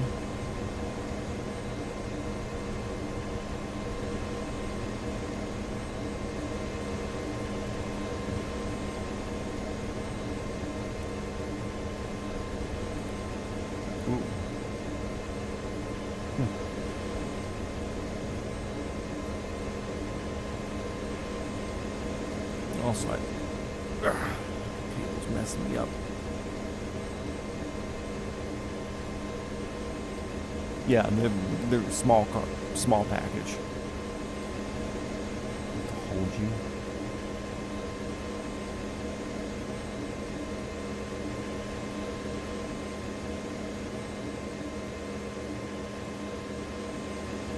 Cool. That stopped.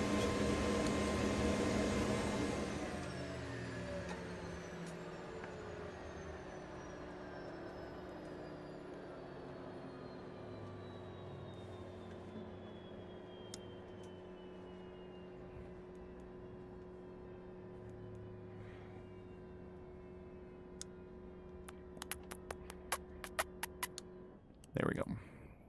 Okay, Shift C. Shift C. Bada bing, bada boom, done. We are now out of that part of Asia, and now we're in, like, kind of Asia. Hey, tail wheel's right on it. Oh, also, I didn't realize we weren't like a tail wheel hawk. We were a mid-wheel hawk. Oopsie. Either way. Got the mid-wheel on the parking line, so we're good. Anyways, for anybody who's here just for this, thanks for watching. We're going to do a shenanigans session real quick where we break down the New York incident that happened at Newark. And, yeah, welcome to... Oh, my God. Welcome to Dubai.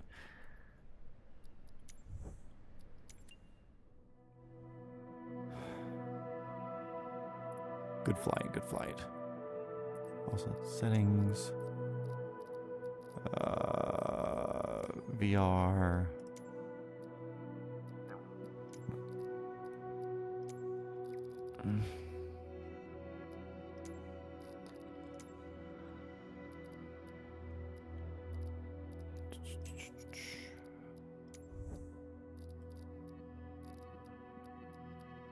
Air traffic variety, quantity, parked.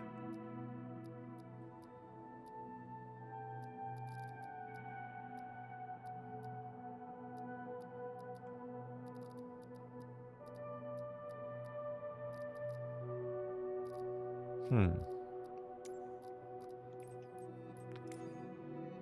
general, maybe? Graphics.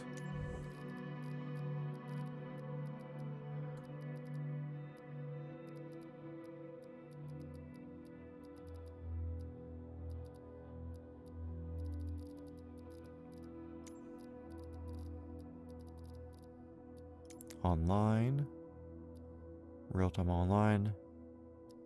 Live weather, multiplayer, yes. Show multiplayer aircraft, enable voice chat, yes. Don't care about text-to-speech.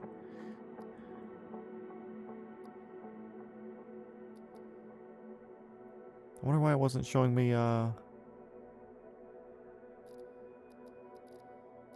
weird. If anybody watching knows anything about it. New Jersey, not New York. No, I'm calling it New York because you're the same thing. That's Teeter. Newark.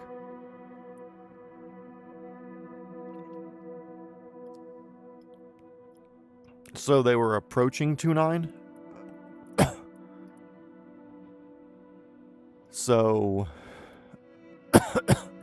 they were landing here and they clipped somebody here is what we're saying, right?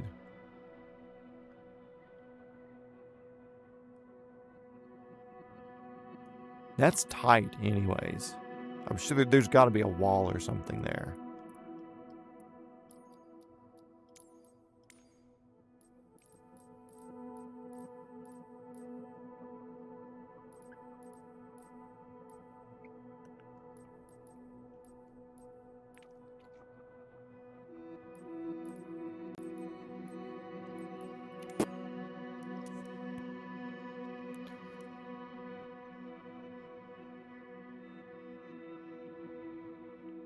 Edited a Black Hawk into the picture. Hey, yeah. We out here, boys. Multi-shot map flight sim crew.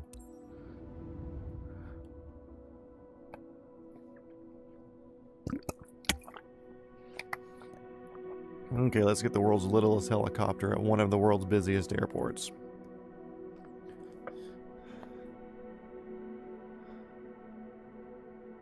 Why is it not showing me name tags?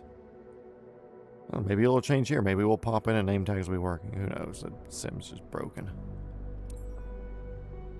Let's see. There's no pre-flight on here. And for anybody fast forwarding and wondering why we're now in an R22, we've completed our around the world bit and now we are shenaniganing. Shenaniganing. What do you mean, what? Watch the attitude.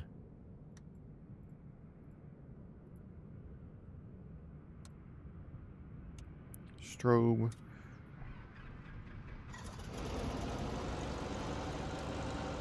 Got pressures. That clicks. Don't let the engine die.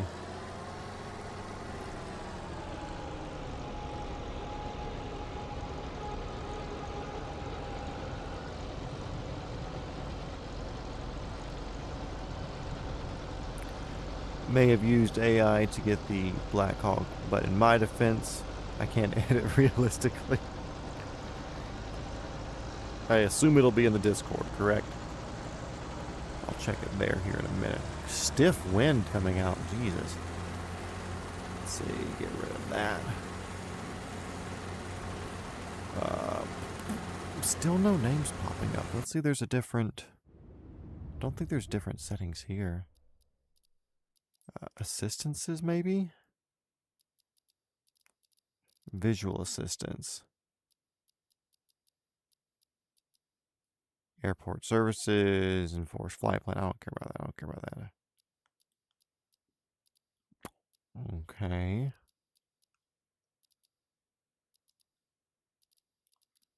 That's all piloting assistance. Accessibility. I don't think accessibility would be anything to do with it. Effects.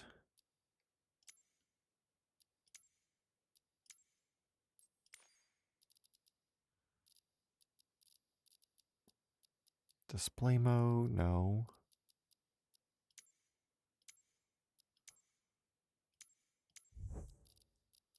Check here again just to make sure.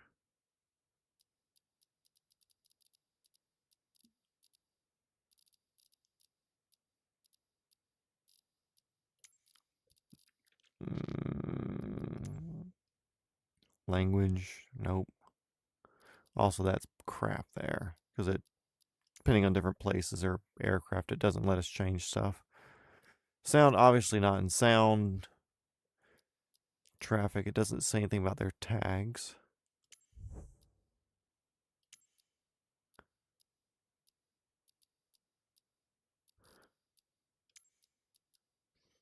Camera, nothing to do with it. Flight model, flight interface. Show air traffic nameplates. Okay, cool. There we go. I want that on.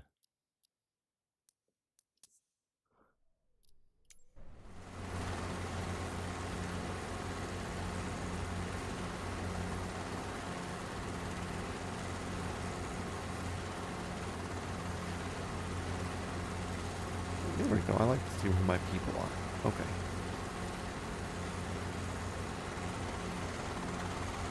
Whoa. Was that the plane spot on me? Yep.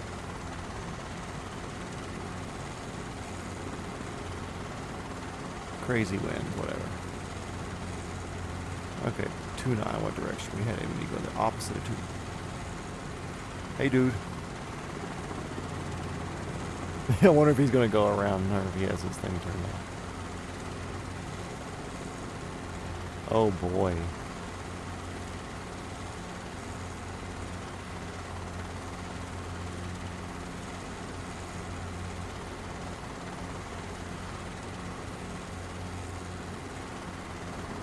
So obviously the wind's definitely favoring Tunai right now.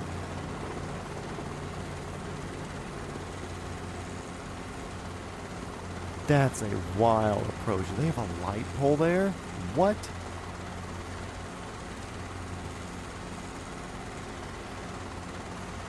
Which I'm sure Google Street View will show.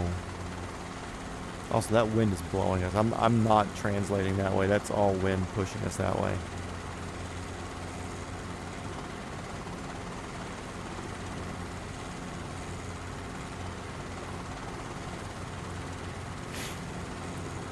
So low enough for somebody to be hit. And what I'm assuming is the far right lanes over here. Just judging by the dash cam video that I saw. Dude, and 20 feet above the ground. I mean, that's... I'm too high there.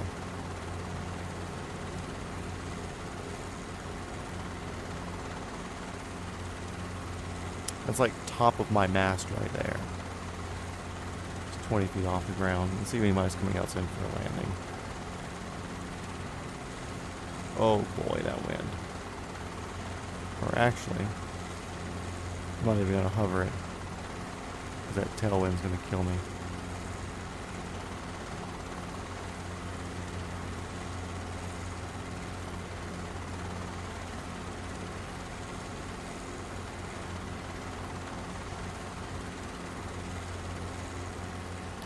Top of my mast here is at 10 feet, I think. Say if I put sea level over the highway. Let's see. Well, I don't know what altimeter here is right now.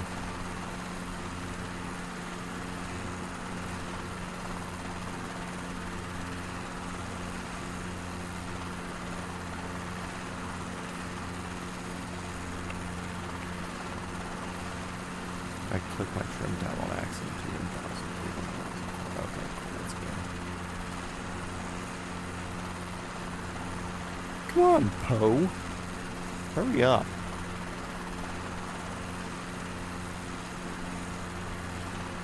Yeah, I assume these people are coming to 2-9. They look like they're in line, right?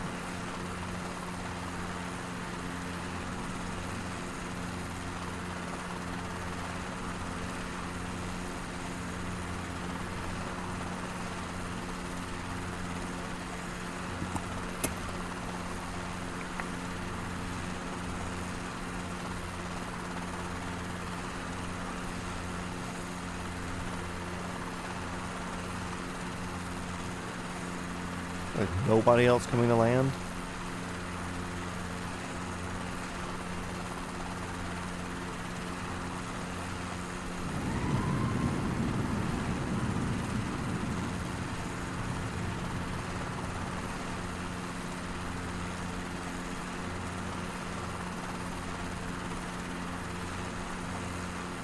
I just want to see how close standard looking approach is, you know?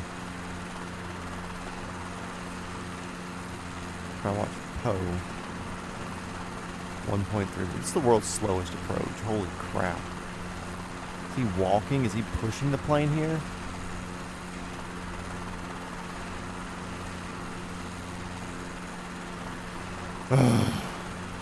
Poe, Poe, Poe.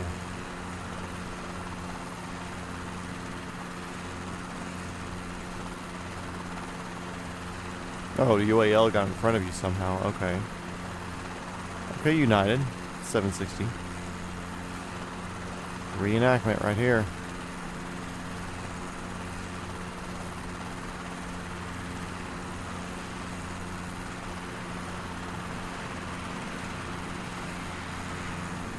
Yeah, dude, if they were off a wee bit, I mean, oh.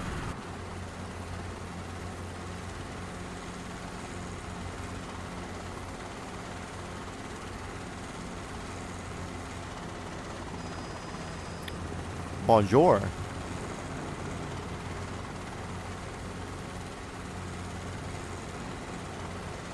Yeah, that's a wild approach path there. Like you said, the fact that 2-9 exists is like an affront.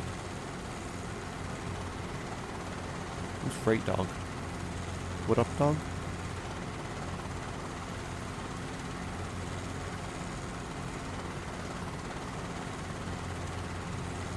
Yeah, that's normal altitude approach.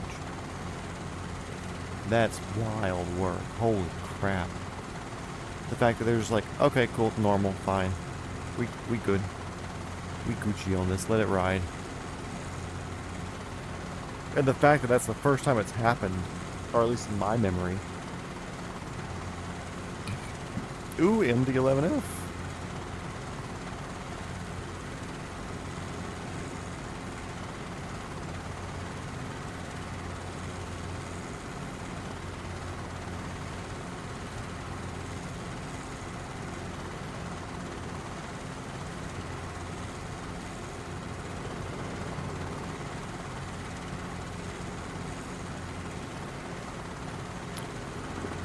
Dude, I'm just over-torquing this thing. I do not care right now.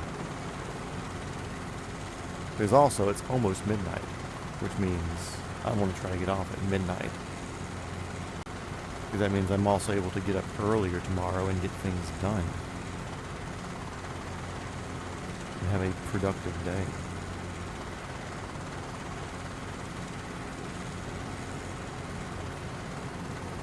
Oh, he's moving. Look at him go.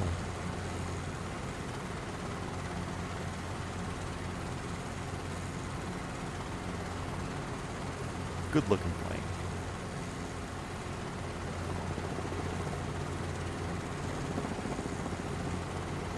Also, apparently my wake turbulence wasn't turned on before, so.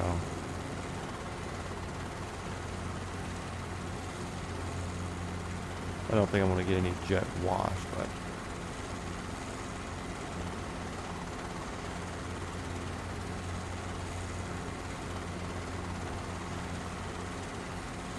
Am I ruining your immersion, buddy?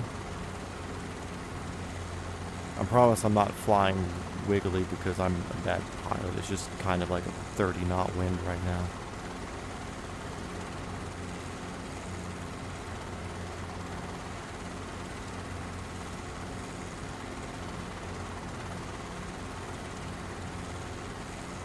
Yeah, we're sitting still and I'm showing 30 knots on the nose.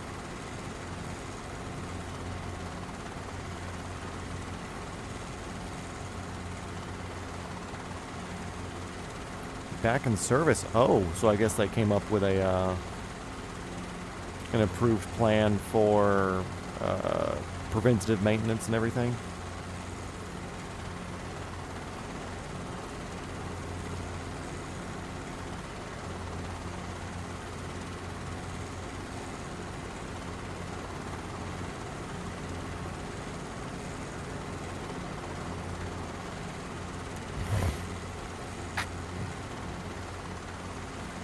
Also, the fact that there's a dude here named Freight Dog that, even though it's got passenger windows on it, he's obviously using it as a freighter and he's doing freight role play is, I love it.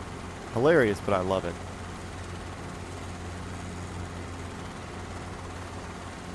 Also, speaking of freight stuff, high wing prop planes,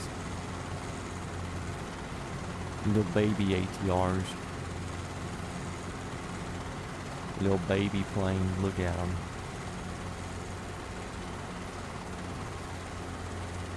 Is it 42 dash what? 42-300? God, this wind is wild. I'm nosing into it. ATR 42, yeah, 42-3.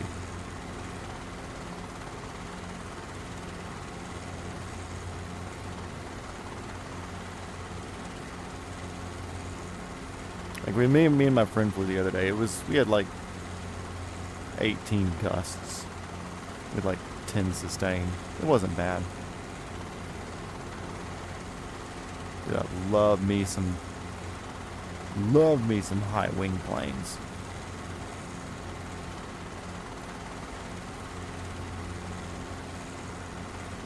If you're a high wing turboprop, hit me up. Let's go on a date.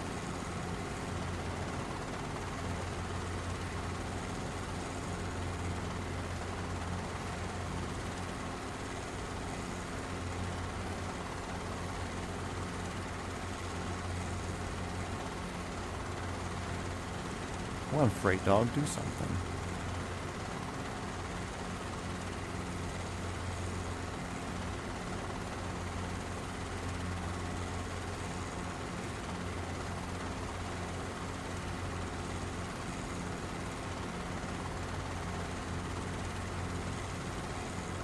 I'm adding more and more right pedals, see what sort of wind readings I can get more and more right. Dude, like 36 knots right now, looking at like 340.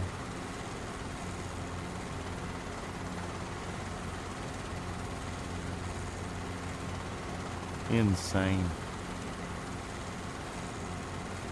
He's parked, yeah. Okay.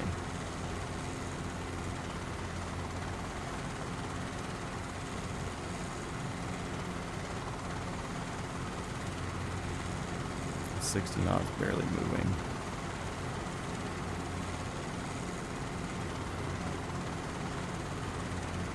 And we'll see what sort of ground speed I can get.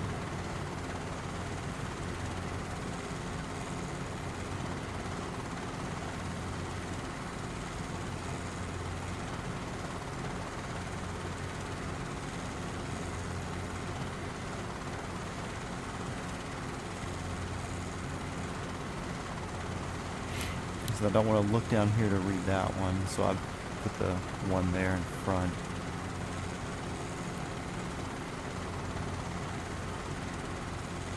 Come on, get your GPSs. Acquire, acquire, acquire, acquire.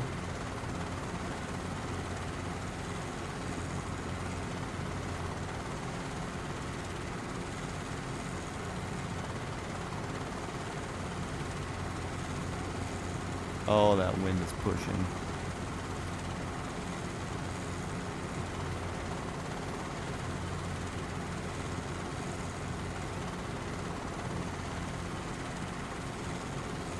No ground speed readout on that one? Oh, that sucks.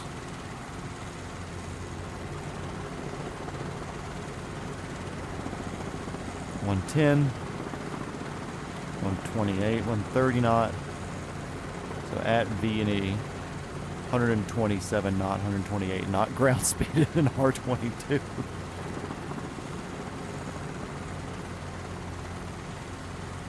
Insane. Okay, let's go land right in front of Freight Dog and log off. Because also, a bit midnight. Bye, Valeska. Adios. Good night.